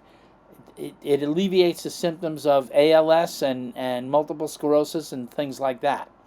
All right. If you talk, there's a chiropractor, Patrick Bain, who is in Arizona. I think it's Springback Chiropractic. When he found out about ABC, I think he was still in school. He was researching MS, and I had some things on MS on my website. And I said, yeah, you get this done, and you won't have MS anymore, but it's going to take a long time. This is not, to get that bad mechanically that it's creating all these things, you got to be really bad. And it took him about 5 or 6 years, but no MS, it's all gone. Now, he's got this up on his website and stuff like that, and people call him and ask him about it, but he said almost nobody goes through it because it's hell to go through because you get better and then your body unwinds to a certain position and you swear you're worse, and if you don't stick with it, it's a very bumpy road, but 5 or 6 years out, the people who stick with it, it's gone. And people are like, how come it's not known and everything? Because nobody wants to do it. So from your perspective, MS would just be created by even more of what you said, right? It's nothing different. Nope. More bones out of place, basically. It's more bones and twisting and how it affects the soft tissues when it's all twisted up and everything. All the nerve stuff and all that stuff, that's a secondary effect. The chiropractors are trying to say that's the main thing. It's baloney. Bregg established a long time ago that the mechanical problems happen and all the nerve and all that other stuff happens after, and it's got basically nothing to do with causing the problems. Right? It's an effect. It's not a cause, it's an effect. And it's straight mechanics. So I've heard these stories about you of how you can just look at someone and kind of tell what's off about them. I was wondering if you might want to do a demonstration with me. You can, I could step back and you can say, and I might not understand it, but some people watching might, and they might find it interesting. Would you be open to that? Well, yeah, sure. Just the way you're sitting there, I don't know if you realize if I'm being a mirror, okay. All right. Well, now you change it. Well, I just want to go back so you can see more of me. That's all. Well, hang on. So I'll go back to slouching. Go ahead. Yeah. All right. So from your neck up, your head goes off to the side and then turns toward the center of the camera. All right, so you got something going on up there. Um, your your chest, if you look at your breast, one's higher than the other a little bit, so you got some sort of curve in here. Okay, take a deep breath in and let it out. Yeah, so the whole top of your chest. If you put your hands down here, like on your breast, and notice your ribs. All right, take a deep breath. Feel how your ribs sort of move and open up down there. Yep. All right, move higher up. All right, now take a deep breath. So like where your pinky is, your ribs come out. Okay, but above your pinky, your chest doesn't work. It just opens up. All right, excuse me, it doesn't open up. It just comes up. It doesn't All go right? out. Yeah, well, see, your ribs are supposed to work like a bucket handle. All right, so you know your ribs are in here like this, and if they're working properly, they go like this, like a bucket. You know how people take a big deep breath and their chest comes out? Yeah, I don't do that. Yeah, for whatever Excuse me, reason. I'm a little dried up. Well, that's pathological. Your chest isn't supposed to. And you know how people take a big deep breath and go, and they Yeah, use their shoulder? That's because their chest doesn't work. All right. I have a whole bunch of yoga people I'm going who. back to so I'm near the mic. Yeah, that's fine. I have a whole bunch of yoga people who have emailed me over the years, and they say, I watch your videos on your website, and after getting treated with you, people's bellies don't move when they breathe. And I send back, yeah, now their chest works, so they don't have to. And they say, no, no, no, belly breathing is the best. And the answer is, if your chest doesn't work, belly breathing is good.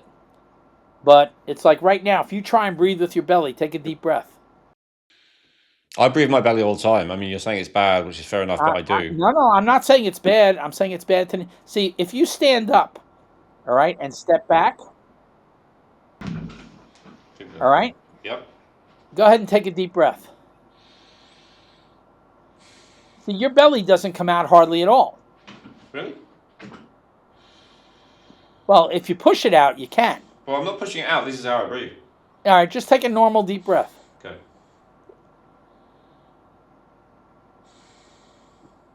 Yeah, well, you need to get treated. You're stuck. That Fair enough. That's what I wanted, right? So, okay, I'm stuck. Fine. I knew I wasn't right. So, but what's the assessment? And like the thing that you said about the head is correct. I've seen it on an X-ray, and it's like all twisted. Or like, so what causes that, and what causes the breathing thing? Let's talk about well, both. see, you have bones out of place in a direction the body can't self-correct, and a compensation pattern for that. Exactly what And it could is. be anywhere, like you said, could be in my feet or whatever. Cool. Yeah. Okay. So you You know how don't know. people say heels are bad for you? Yep. Sure. Yeah. Biggest No. lie in the world.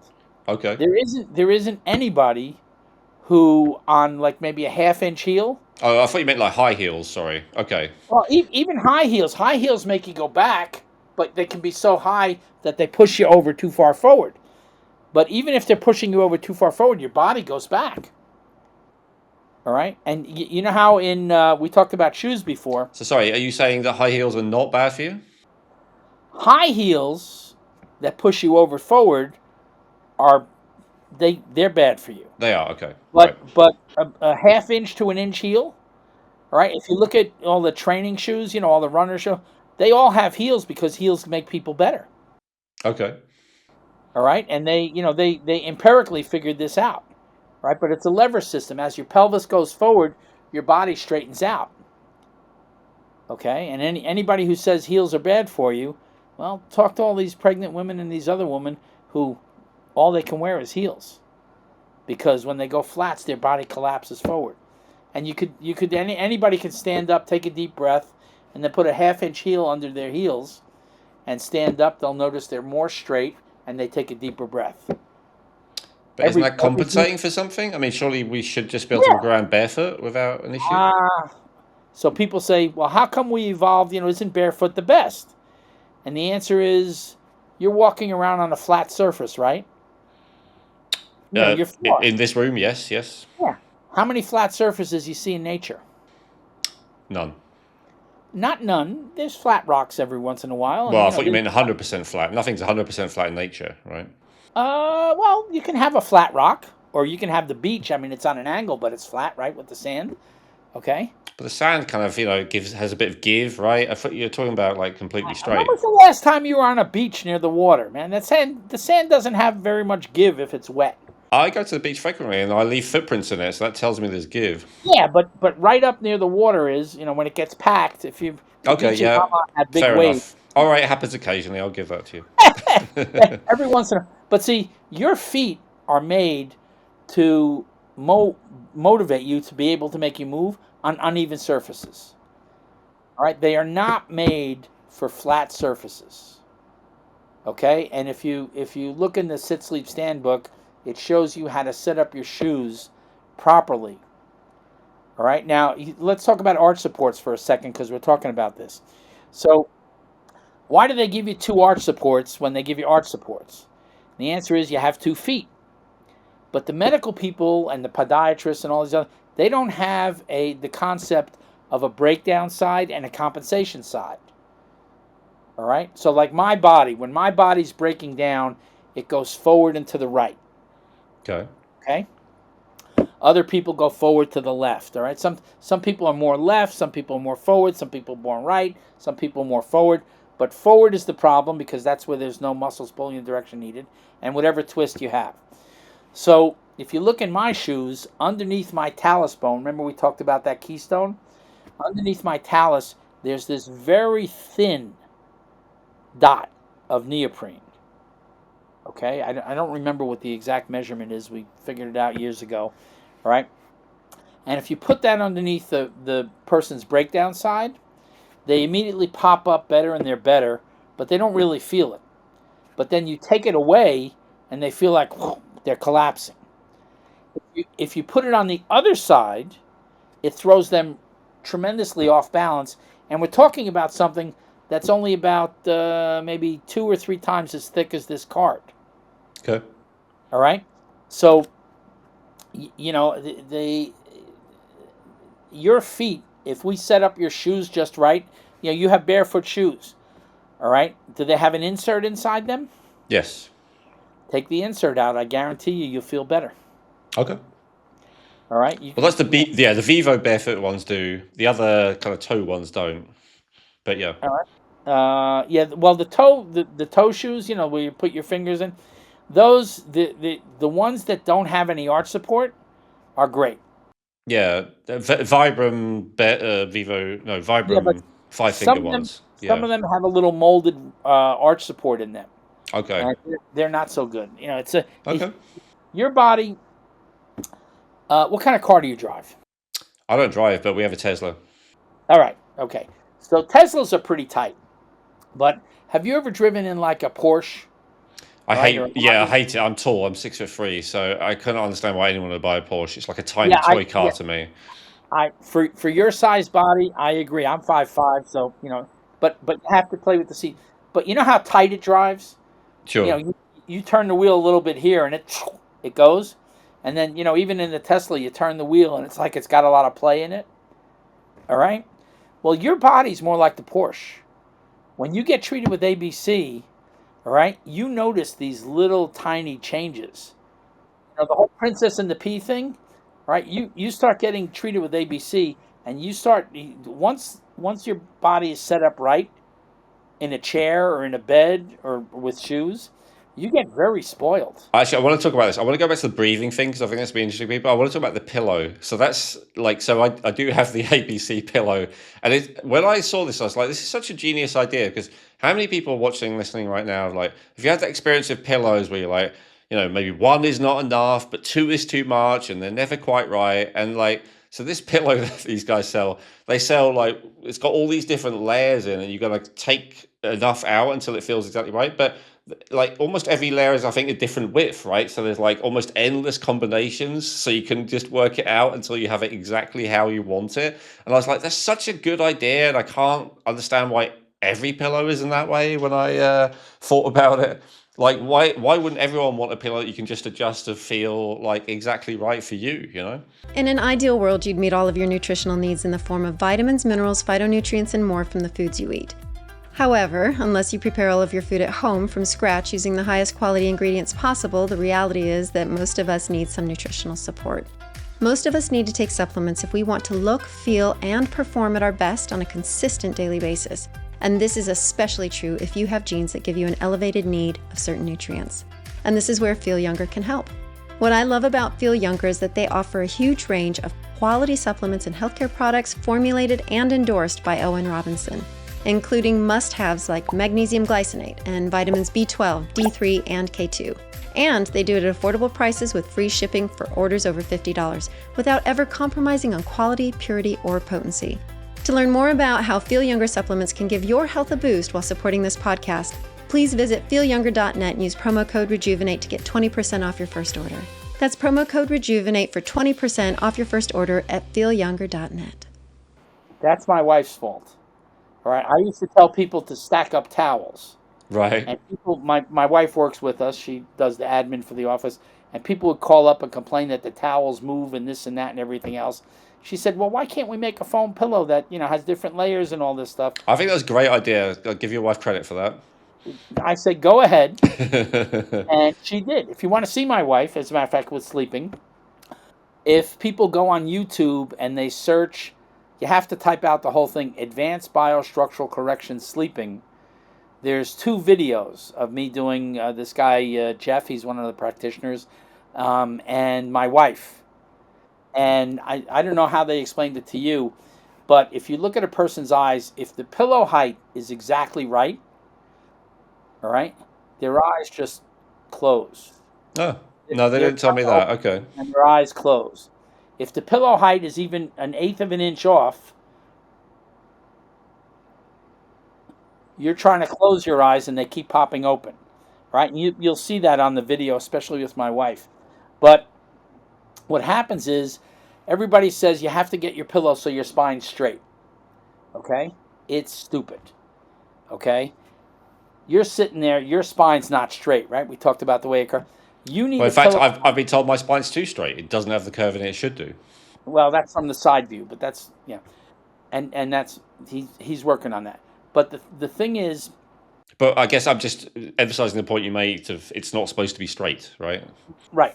Well, it's not supposed to be straight from the side view. From the front view, it's supposed to be straight. Oh, from the front it is. Yes, I see what you mean. Yes, yeah. All right. So from the front view, your spine's not straight. It's got this twist. Yep. If you set your pillow up so that your spine will be straight, you're not going to be a happy guy. Because you've got meningeal adhesions in there. You've got this turn and everything. So you need the pillow height that fits your spine. And let me tell you, when you get it right, your eyes will just close and, you're like, oh, no, my eyes are open. People lay there, no, Mom, my eyes are open. And you can see them, they're blinking because they can't really keep their eyes open without effort. And if the pillow height is even a little bit off, okay? Right, years ago when I was first doing this, it's a story, but I bet a guy that if he laid down on a block of wood that was just right, okay, I had cement floors in my office, okay? I said, I can lay you on the cement, and if I had a block of wood that was just the right height, your eyes would close and you'd be falling asleep in no time. Yeah, I would have taken that bet that you're wrong about that. Oh, yeah. Oh, yeah. I said, he said, what do you want to, and this was in the 1980s. I said, well, let's bet $100. He said, Doc, $100 in the 1980s was money. All right, now $100 goes away in no time. All right, so we bet 20. All right, and he says, where are you going to get a block of wood? I said, there. I had an unabridged dictionary in the office. He said, what do you mean? I said, it's paper. That's wood. And he's looking at me like, all right, let's go. And so we go, and he could tell the difference between 4 pages of an unabridged dictionary because his eyes closed or didn't. But I got it, and he was laying there with his eyes closed. And I said, wait, I got to do something. I'll be right back. And I disappeared to my office, and there were mirrors in the rooms, and I disappeared. But I could see him in the mirror, and he wasn't looking at me. And he's laying there, and his eyes are like this. And finally, he just went like this, and he started. I waited another 30 or 40 seconds. I said, so you're pretty much out? He said, huh? I said, pretty much out? He said, oh, yeah, I guess so. I said, all right, you owe me $20. And he said, you're going to make me pay? I said, hey, a bet's a bet, A bet And is a he said, bet. "Oh God!" And he got up and he says, "I'll give her to her." I said, "No, this has got nothing to do with the office building. This is a bet. You owe me $20." So he gave me $20. All right. It happened to be close. I said, but wait. I said, I want to show you one more thing. Let me treat this one person. I treated this other one person, and I said, "What are you doing for lunch?" And he said, "What do you mean?" I said, "Well, I have lunch now. Do you have anything for the next hour or so?"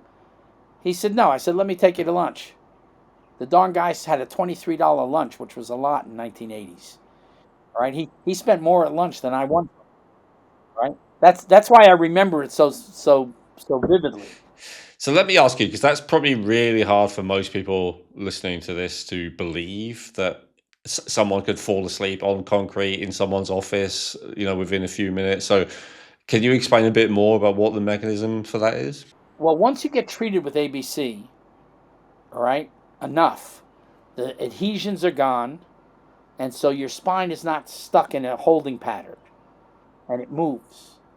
Okay, so this is not only about the exact right level of block, it's because the guy had a bunch of You also need a treatments. stiff bed. All right, I don't know if your guy has told you, but they sell mattresses too. They do, yeah. Yeah, yeah, my mattress is as firm as I could get. But I've heard of some people say that that it's better to sleep on the floor or to sleep on like a thin yoga mat on the floor. So yeah, tell us about that. Yeah, well, if once if your body's working well, right, you need a hard, stiff bed and a pillow high enough to keep your head even, and we discussed that. But and I've had people, they curse at me, they say all sorts of nasty things about me until they get their pillow height right, and sometimes it takes them 6 months to figure this thing out. All right, and once they get their pillow height right, they say, "I hate you." I'm like, "Why do you hate?" Because you're right about this. Because they sleep, they get their pillow height right, and then they go sleep somewhere else. They go to a hotel or they go visit relatives or something, and and they have to work like heck to get their pillow right. All right. I had one guy, I told him about this. I said, "You don't have to buy my pillow. You could do it with towels." And he did it. It's a whole long story. He never came back to get treated a second time, but he set his towels up. And I don't know what, 6 months, a year later, whatever it was, his wife came in for her treatment and said, "Boy, would you be laughing at what happened with my husband." I said, "What?" He said, "Well, the woman who comes in and cleans had her daughter come up from wherever, blah, blah, blah, and she helped him, and they took the towels and they washed him. And he came to bed and he was like, 'What happened to my towels?' He was all upset, all right? And so, and I said, and she said the first time he did it, it took him a half hour to get it right. I said, "I'll bet you this time it only took him about 10 minutes. She said, "Yeah, how'd you know?" I said, "Well, once you know, you know." And he said, "Yeah, but now, all right, probably to this day, if the guy's still alive, yeah, he's probably still alive. But if you go to his house, you'll probably see the towels on his bed. And according to his wife, he's got a laminated piece of paper there that says, 'Don't touch these towels.'" That's funny. Can we give people guidance on that? 'Cause that's another thing they can try for free, right? To validate what you're saying. So, what's the guidance on the pillows? How do people try this? Well, Sorry, not pillows, on the towels, right? I'm sure it's easier to buy one of your pillows, but just for people to test it, how do they do it with towels? you just fold up the towels until you get to the right height. So it's And I will all tell about just keep testing slightly different heights. Yeah, I will tell you that 90% of the people tell me they never thought it could be as low as it is. Okay. Okay? All right? This one practitioner, she's very insistent on being right about things. Okay? Which I can relate to. All right? And she says, she comes to a seminar, "You can't get that table, you can't get that towel right. Excuse me. So you can't get that pillow height right. It's impossible." I said, "Well, let's do it now." And we didn't even do it on a massage table or one of their treatment tables. We did it on a plastic, they have those plastic fold out tables. She was on that. She was on one of those. All right. And I took the pillow, and it took me about a minute, and she's laying there and her eyes are closing.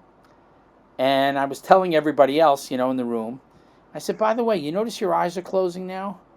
And she goes, yeah, all upset about this thing. And she looks at the pillow. She goes, that's so low. I never thought it could be that low. I said, well, that's the difference between you and me. I don't think. I physically test everything. All right. And the ABC works the way it works because I physically test everything everybody tells me. All right. To this day, somebody comes along and they say, oh, this is better. If I haven't heard it before, I test it. Unfortunately, I'm sad to say, I have never had anybody give me a suggestion that has worked and has followed through. I'm still doing and teaching what I did in 1989. All right. The only thing that's different, I figured out a better way to do the meningeal releases with the stretch. All right, and I figured out how to teach better. The fight has always been, what's Jesse doing that other people aren't doing? All right, and you know, people don't realize, for me to figure out what I'm doing, you know, to actually do it. All right, I understand what the body is. I've been taking all these sitting and standing X-rays. I know what to do, but to explain every little thing to somebody, not such an easy job. No, it's not. Anyone who's even had to train anyone for a job knows that. You Yep. know. Well, Yeah. we've got it pretty much down, and like I say, you can do this course, and if you're following the directions, you're going to fix more people than you would believe. So let me just go back to the towel thing for people to test. So would you start off with literally one layer of towel, and then you do 2 layers of towels, and you keep like increasing it until you're at a level you're. Depends on the bed, but and I talk about this on the video. The thing you should do is stack up the towel so it's too high, and then you lay on it, and you know what too high feels like. All right, and then make it distinctly too low, maybe 3 layers, 4 layers, you know, really too low. Okay, and you get the feeling of when it's too low, and then you start building it up, and it feels a certain way. Now the interesting thing is when you get to the right height, you don't feel your body. Okay, so if you're laying there and you're saying, oh, this is really comfortable, it's either a little bit too low or a little bit too high. That's when it gets comfortable. But if you're laying there going, and your eyes are closing, and I can't tell if this is comfortable or not, that's probably the right spot. Okay. Right? But if you're comfortable, right, if it's too high, even one layer of towel too high, and we're talking about your average cheapo thin bath towel. We're not talking about these big fluffy towels you get in expensive hotels, or you might have it at your house. The normal thing. Some people need a washcloth. Right? I had if you get one of the ABC pillows, you know that thinnest layer. Yep. That thinnest layer is that thick because we can't make it any thinner, or the foam shreds. Right? But there's people who get their pillow height to, if that thinnest layer is on there, it's too high, and if that thinnest layer is off there, it's too low.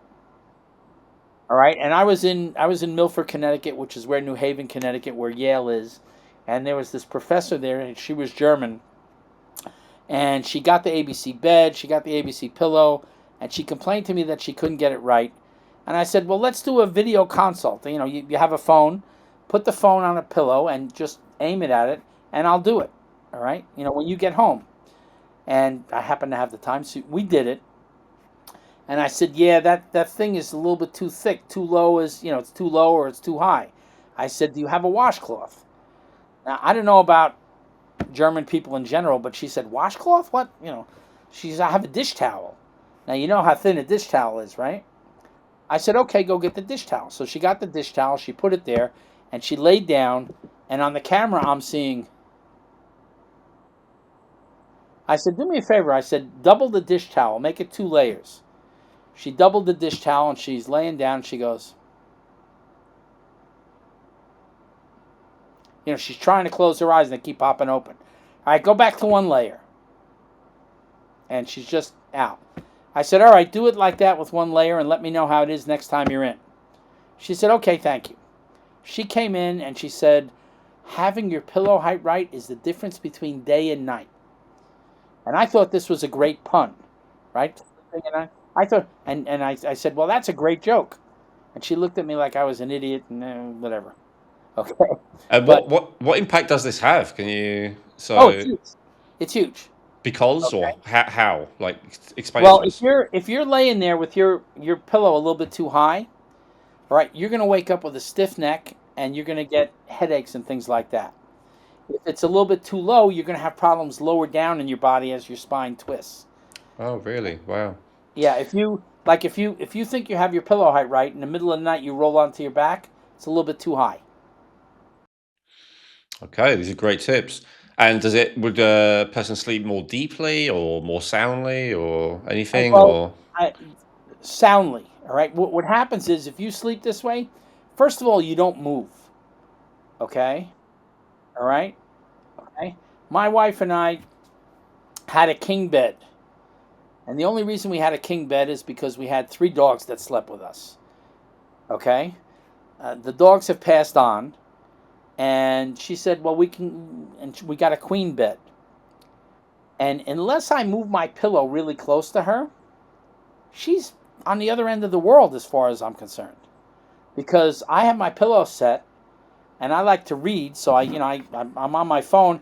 I put the phone, I have a little holder there on a little table, and I'm reading, and I'm at the end of the bed, and she's got like 2/3 of the bed or more to do whatever she wants on, but she doesn't move either if she gets her pillow height right, and we just don't move. I wake up in the exact same position I'm laying there, because if your body, if it's rested and works, you don't move. When you're sleeping, you're not dead. You're just sleeping. And if you're uncomfortable, you move. well, I know I move a lot. I have this Aura ring thing that tracks constantly, but including during my sleep. And yeah, it can tell I'm moving a lot. So You get obviously your I haven't pillow got height this right. right. You get your pillow height right, you won't move. Amazing. Where do people, maybe someone, they're not going to have a practitioner near them or whatever, but I guess everyone could potentially buy a pillow. Obviously, they can try it at home with their towels, but where do you actually buy a pillow if you wanted to? Well, in the UK, you contact ABCE, ABC Europe. Okay. All right. In Australia, you contact ABC So it's your Australia. local ABC, whatever. Yeah, Okay, yeah. And great. then here, in the US, you can contact the ABCI, which is the ABC International Institute. Okay. And if you really want to go for it, if the pillow works, you might want to get them. Well, why would you want to get the mattress if the pillow makes such a big difference?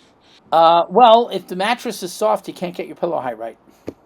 Ah, okay. So that's a caveat for this then. It's not going to work if you have a soft mattress. Memory foam or a pillow top that's soft can't fix it.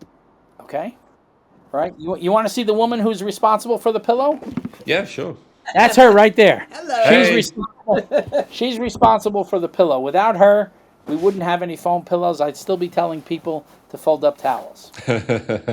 Yeah, I can imagine a lot of men would be happy to fold up towels, like you gave the example, but women are like not want to gonna want to look at a bunch of folded towels on their bed every day. I am not going to comment on that because I like my life the way it is. Well, I'm not saying they're wrong, really look at it, it's a bit crappy, isn't it? Having a bunch of towels Yeah, on the bed. guys are willing to put up with a lot more less aesthetic things than women mostly are. Yeah, And yeah. I'll tell you, I think that's very valid, and I think it's a great invention. Great invention. thank you. So, okay, um, is there anything that you wish I'd have asked you? Um, Or anything you'd just like to add? Anything you'd like to? the truth is, all the things I've told you are the small story with ABC. Because if I tell you the big story, nobody believes it. All right, I mean, we got people with Well, heart let's problems. let's finish off. Let's finish off with one or two so dramatic that it's hard to believe stories.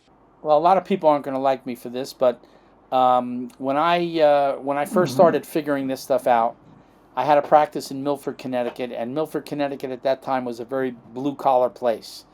Lots of factories, things like that. U.S. Motors, a couple others. All right, and they would do chest X-rays. All right, they stopped doing it because they're afraid of the radiation, but they would do chest X-rays in their 6-month health exam for their workers. Okay, and I had all these guys. They're smoking. They're factory workers. They're smoking 2 or 3 packs a day cigarettes. All right, and they came in, and they talk about it. I get a medical history, and they tell me about this, lung congestion and things like that. I said, well, that's going to clear up. You come here. You notice after I do, and I'd say, here, stand up, and I do the first rib maneuver to them, and I'd have them breathe before and after. I say, you know how you can breathe better?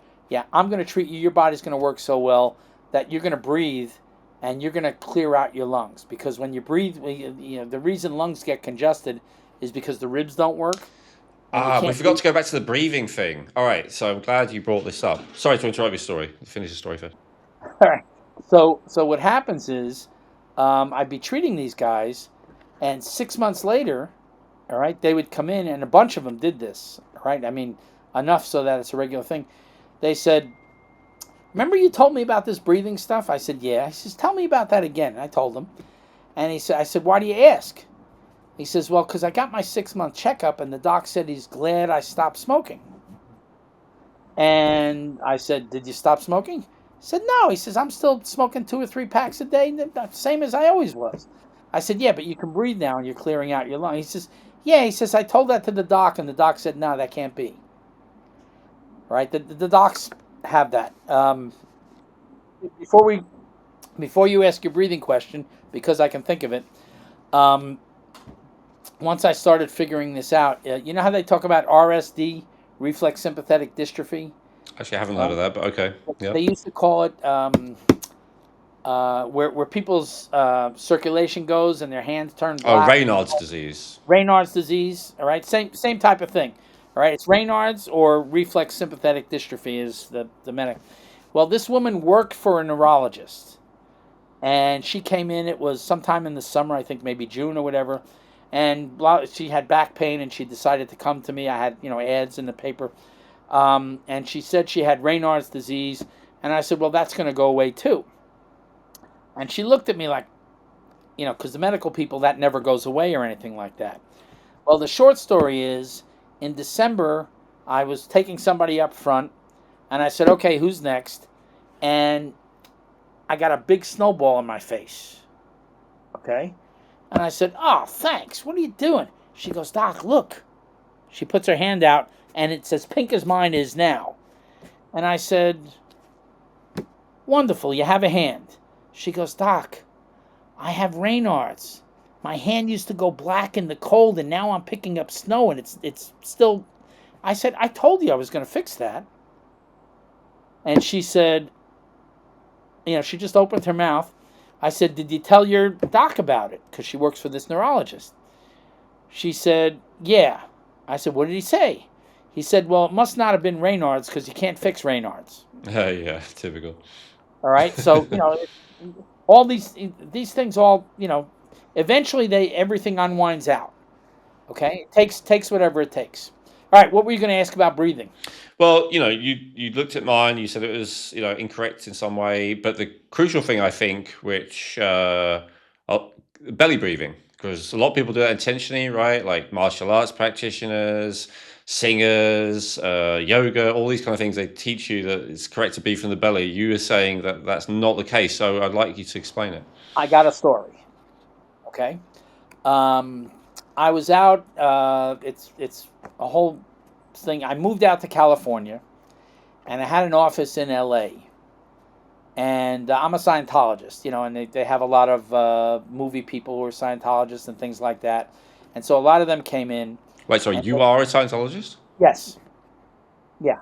And so so I had a bunch of the movie people and things like that. And there's this woman who was a singing teacher who was famous in the industry. If you weren't in the industry, you wouldn't know who she is. All right? But she was famous in the industry, and a couple of people had her come in to me she had a neck thing or whatever.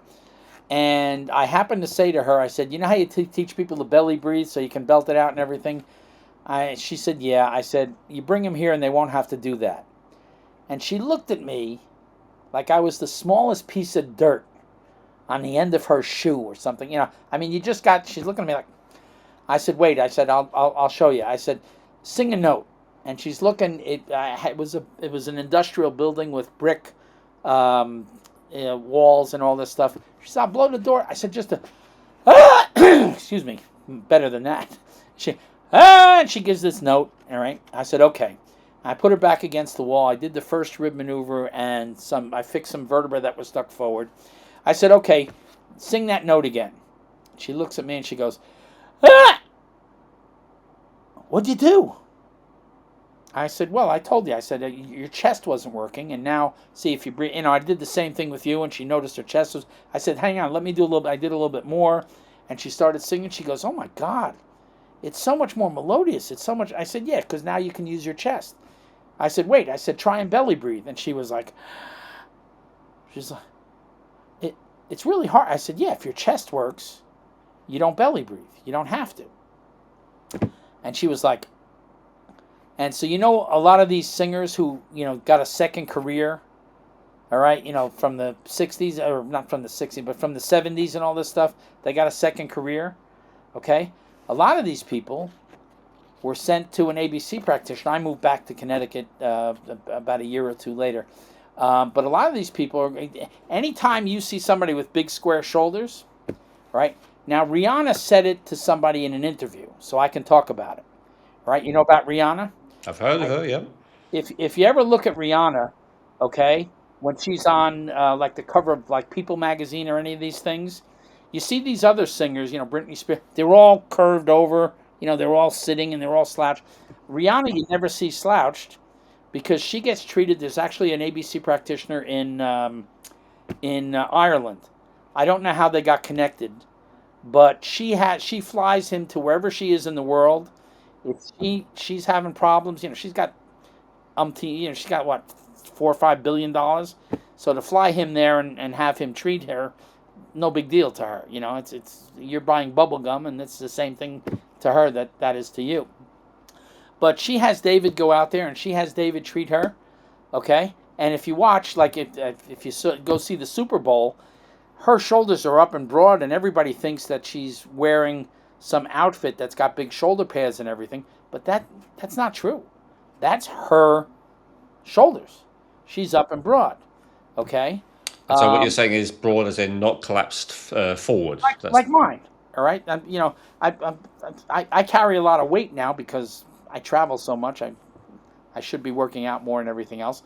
But, if you look, my shoulders are up and square. Yours are actually more square than most people.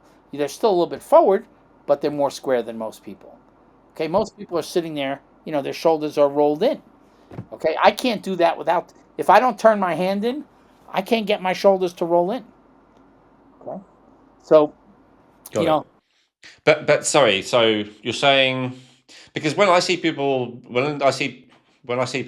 and they say take a deep breath and I see them going like that, like you said, like that seems to me like a very bad way of breathing.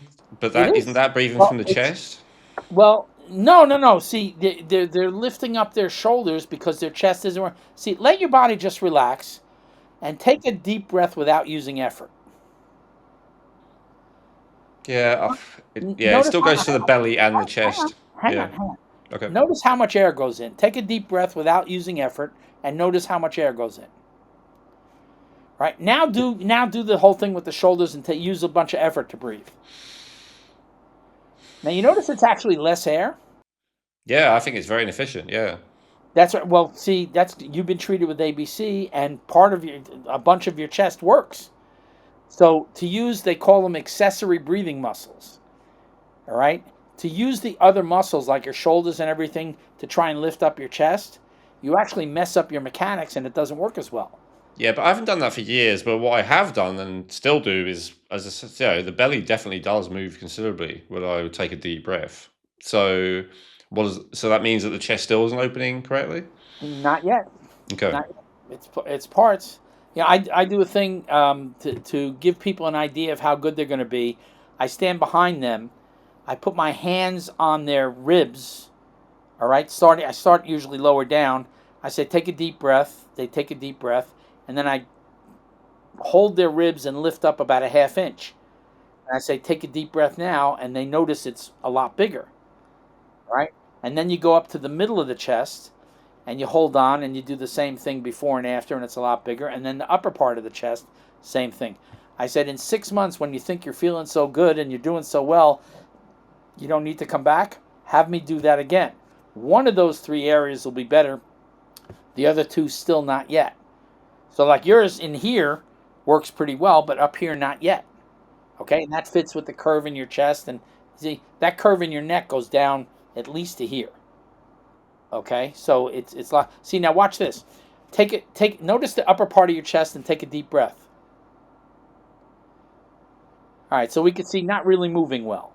Now, just about an inch, maybe less, turn your body, leave your pelvis where it is, but turn your shoulders to the right. All right, yeah, leave it there and take a deep breath. Feel how much deeper that is in the top? We can see it moving now. A little bit, yes. Yeah. Now turn left. Sorry, just from the pelvis. Yeah. See, now take a deep breath. See, now it's worse than when you're straight. Mm-hmm. So the way your body is twisted is over to the left, and when you twist it to the right, it untwists your chest. Your ribs work better, and you can breathe better. As you get and that's compensation, right?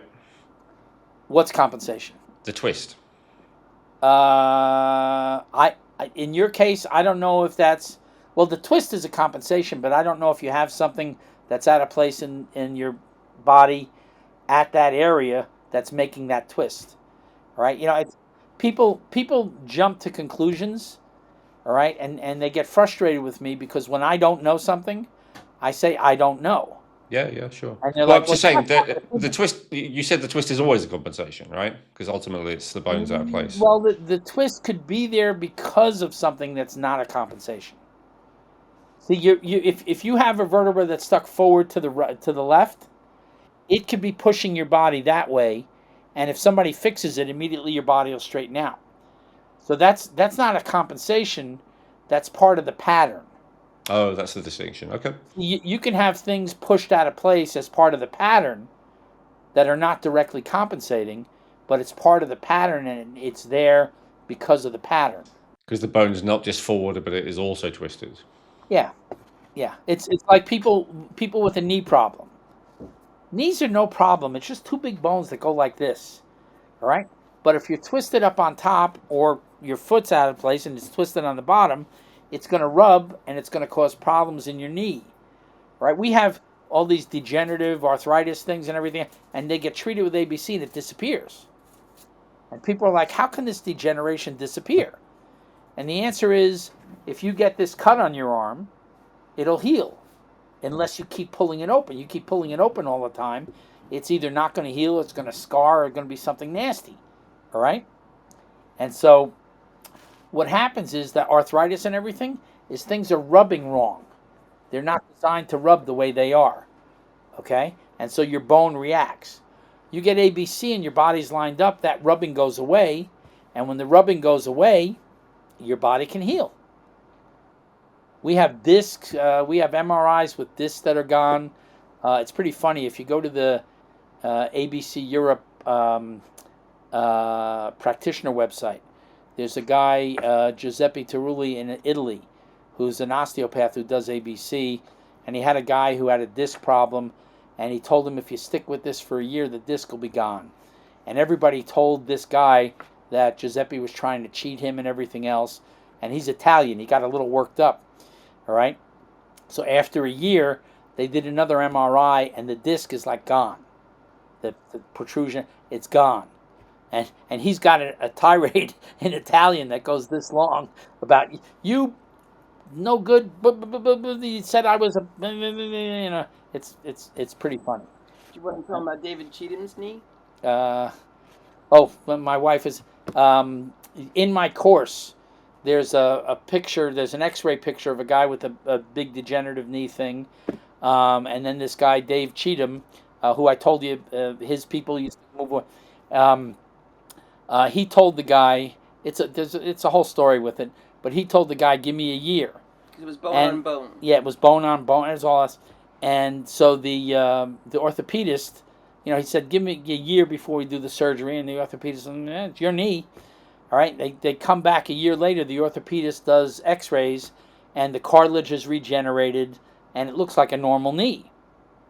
And, the orthopedist said, I don't know what you're doing, but keep doing it. It works fine. Right. And this happens on a very regular basis. And it happens whether x-rays are being taken or not. It's happening with people all the time. Let me ask you this. For anyone with chronic pain conditions, do you think it's ever a good idea for them to have surgery for like a bulging disc or whatever? Or is it ever necessary, let's say? Well, yeah, you can have a disc bulge in a place. I had a call the other day from somebody.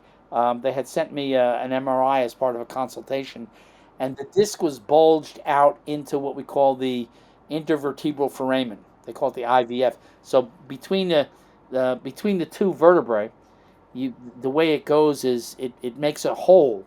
All right, that's a foramen as a hole where the nerve comes out. And the way this guy had a disc bulge, it was bulging right into that. And I said, look, you can fix this guy's structure perfectly. I doubt if that disc bulge is going to go away. I said, see if they can do the type of surgery where they just go in there with the little thing that chops it up so they won't cut up everything. But, that you're not going to fix. And a lot of people, I talked about the knees. If the knee's all chewed up and the mechanics are too changed, you're not going to fix the knee either. Okay. So it depends how far along the damage is. Depends on how far along the damage is. But actually, Allie's here, and it reminds me of this woman, Stacy, who worked for us. I would treat her, and her knee pain would completely disappear, and she'd be okay when she worked at our office. We have these chairs that are designed. If you look in on our website, you see it's designed with a tilt to give you like a high heel type chair. Remember, I said heels are good for. Anyway, she'd be fine, and she'd go home, and she'd come back the next day. I say, how's your knee? And she said, it's the same. It doesn't work. And one day she had a tag sale, and Allison asked me to go help her. She lived near us, and I helped her, and I treated her a little bit. I said, how's your knee now? She said, fine. And so she was outside on her feet all day doing the tag sale stuff. And it ended, and I came back to help her clean up a little stuff. And I said, how's your knee now? She said, what do you mean? I said, how's your knee? She said, fine. And I said, okay, so you didn't sit down all day. I'm telling you, it's that chair you have in your house. It's setting your body off and twisting your knee. And she sort of looked at me like, next day she comes into work. How's your knee? Oh, it hurts. I woke up, it was hurting. I said, you sit in that chair last night? She goes, yeah, but I don't think that's it. It's like, what is it, magic? So you have all these things that are happening. Amazing. Right, I'm aware of time, but that's been an incredible journey. We've learned a lot. I do highly recommend people, at very least, learn that first rib maneuver because it is 100% free, as you just said. You can do it on your family and your friends. It's pretty simple. Is there any chance someone can injure someone by doing that? Like for anyone who's a bit worried about it? If your aim is so bad and you punch them in the face, you can hurt somebody. But your aim isn't that bad. A lot of people hit too low, all right, which gets the second rib out of place and causes a little bit of problem because they're worried about hitting the throat. But you can hit in the throat and it's not going to bother you much at all, maybe a little bit, but that's it. But just on the heart thing, one quick thing. So when you here's a demonstration. Take a deep breath now and notice the top of your chest. And let it out. Now put your fingers on the collarbone, right, with those big lumps, and put it down here and push that up and back. All right, one on each side. You can use two hands if you want. Up right? and back. Yeah. Push that up and back. All right. And now while you're pushing that, take a deep breath. Yeah, so you can see your chest is coming out. You feel how much better it moves? I feel more movement at the top of the chest, yeah. Yeah, now take your hand away and now take a deep breath. See, now it feels you can't move it and then you can feel the difference there, right? Yeah, but yeah. Well, if you didn't have that big twist when he does the first rib maneuver, that would stay in a better position. Because you have the twist, it tends to pull that forward. But you notice how much better you breathed when you had that there? Yeah. Keep in mind your heart's in here too. And so your heart's compressed with your chest collapsed. All right, it's probably pumping fine, but it's compressed. You do the first rib maneuver on somebody, and it'll open up their chest enough so that their heart will be pumping more blood per beat, and they'll usually notice a facial flush or something like that. So if you put numbers to things, you can see relationships that you wouldn't otherwise think of. But an ounce of blood is like 2 tablespoons. All right, tablespoon and a half, 2 tablespoons, maybe 2.5. So that's not too much liquid, right? Well, when you do the first rib maneuver, the chest shape changes, and most people are pumping at least 1 more ounce per beat. And you might not think about that, but you only have 5 quarts of blood in your body. All right, so a quart is 32 ounces, is 5 times that is 160 ounces. So if your heart's beating 72 beats per minute, and all of a sudden your chest pops up and you can now beat 1 more ounce of blood, or you can pump 1 more ounce of blood with each beat, that's 72 ounces per minute, 144 ounces in 2 minutes. So every 2.5, 2.25 minutes, your entire blood volume is circulating 1 extra time. And you're breathing that much better. So these are not small, insignificant changes. And when you're getting ABC, we're fixing a lot more than just your back. Great. Awesome. So people want to find a practitioner, as we said, go to the website that you said, and then if they are in a different location, they'll find a link to those other locations. Is that correct? There's also, you can search Advanced Biostructural Correction Europe, and there's a European website which has the certified practitioners. And you said there's an Australian one, Asian one. There's an Australian. Oh, Ali's telling me we have links to those on our website too. You do, yeah. Okay. Yeah. Excellent. I don't know if we have. Do we have the China people listed? I don't think we do yet. All right. I don't know how many Chinese people are listening to your thing, but not many. No. It's mainly going to be English-speaking countries, but Australia, we do have a bunch of Australians, so it's good to know you got that as well. You mentioned about an affiliate program in the email. I'm sorry? You mentioned about an affiliate program in your email. Is there a coupon code by any chance? Is there a coupon? You know what? We're gonna make a coupon that says Elwin. Great. Right? And if they put that in there, they can save $100 on the course. Great. Awesome. All right. So use code Elwin for $100 off.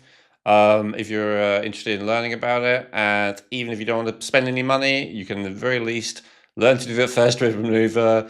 Check out Jesse's work on YouTube and his website, and try that towel thing. And if you sleep a hell of a lot better, we talk about this a lot. Like they're talking about it a lot in the mainstream more and more now. If you sleep well every night, that has a massive impact on your health, on your hormones. For the guys listening, you have better testosterone, all of this kind of stuff. So these things, if they work, that Jesse's recommending, that are completely free, will have a massive impact. So definitely worth a try. Thank you so much for joining us, Jesse. You're welcome. And they have a list of the benefits of good posture. The list is like this long. You get the first rib maneuver, your shoulders pop up. You get that for free, and you get all those benefits too. Thank you very much for having me. Hey, thanks for watching the video. If you enjoyed that, I recommend watching our latest episode, which you can do by clicking above. And make sure to subscribe, like the video, comment, and share with anyone who you think might appreciate it. Thank you.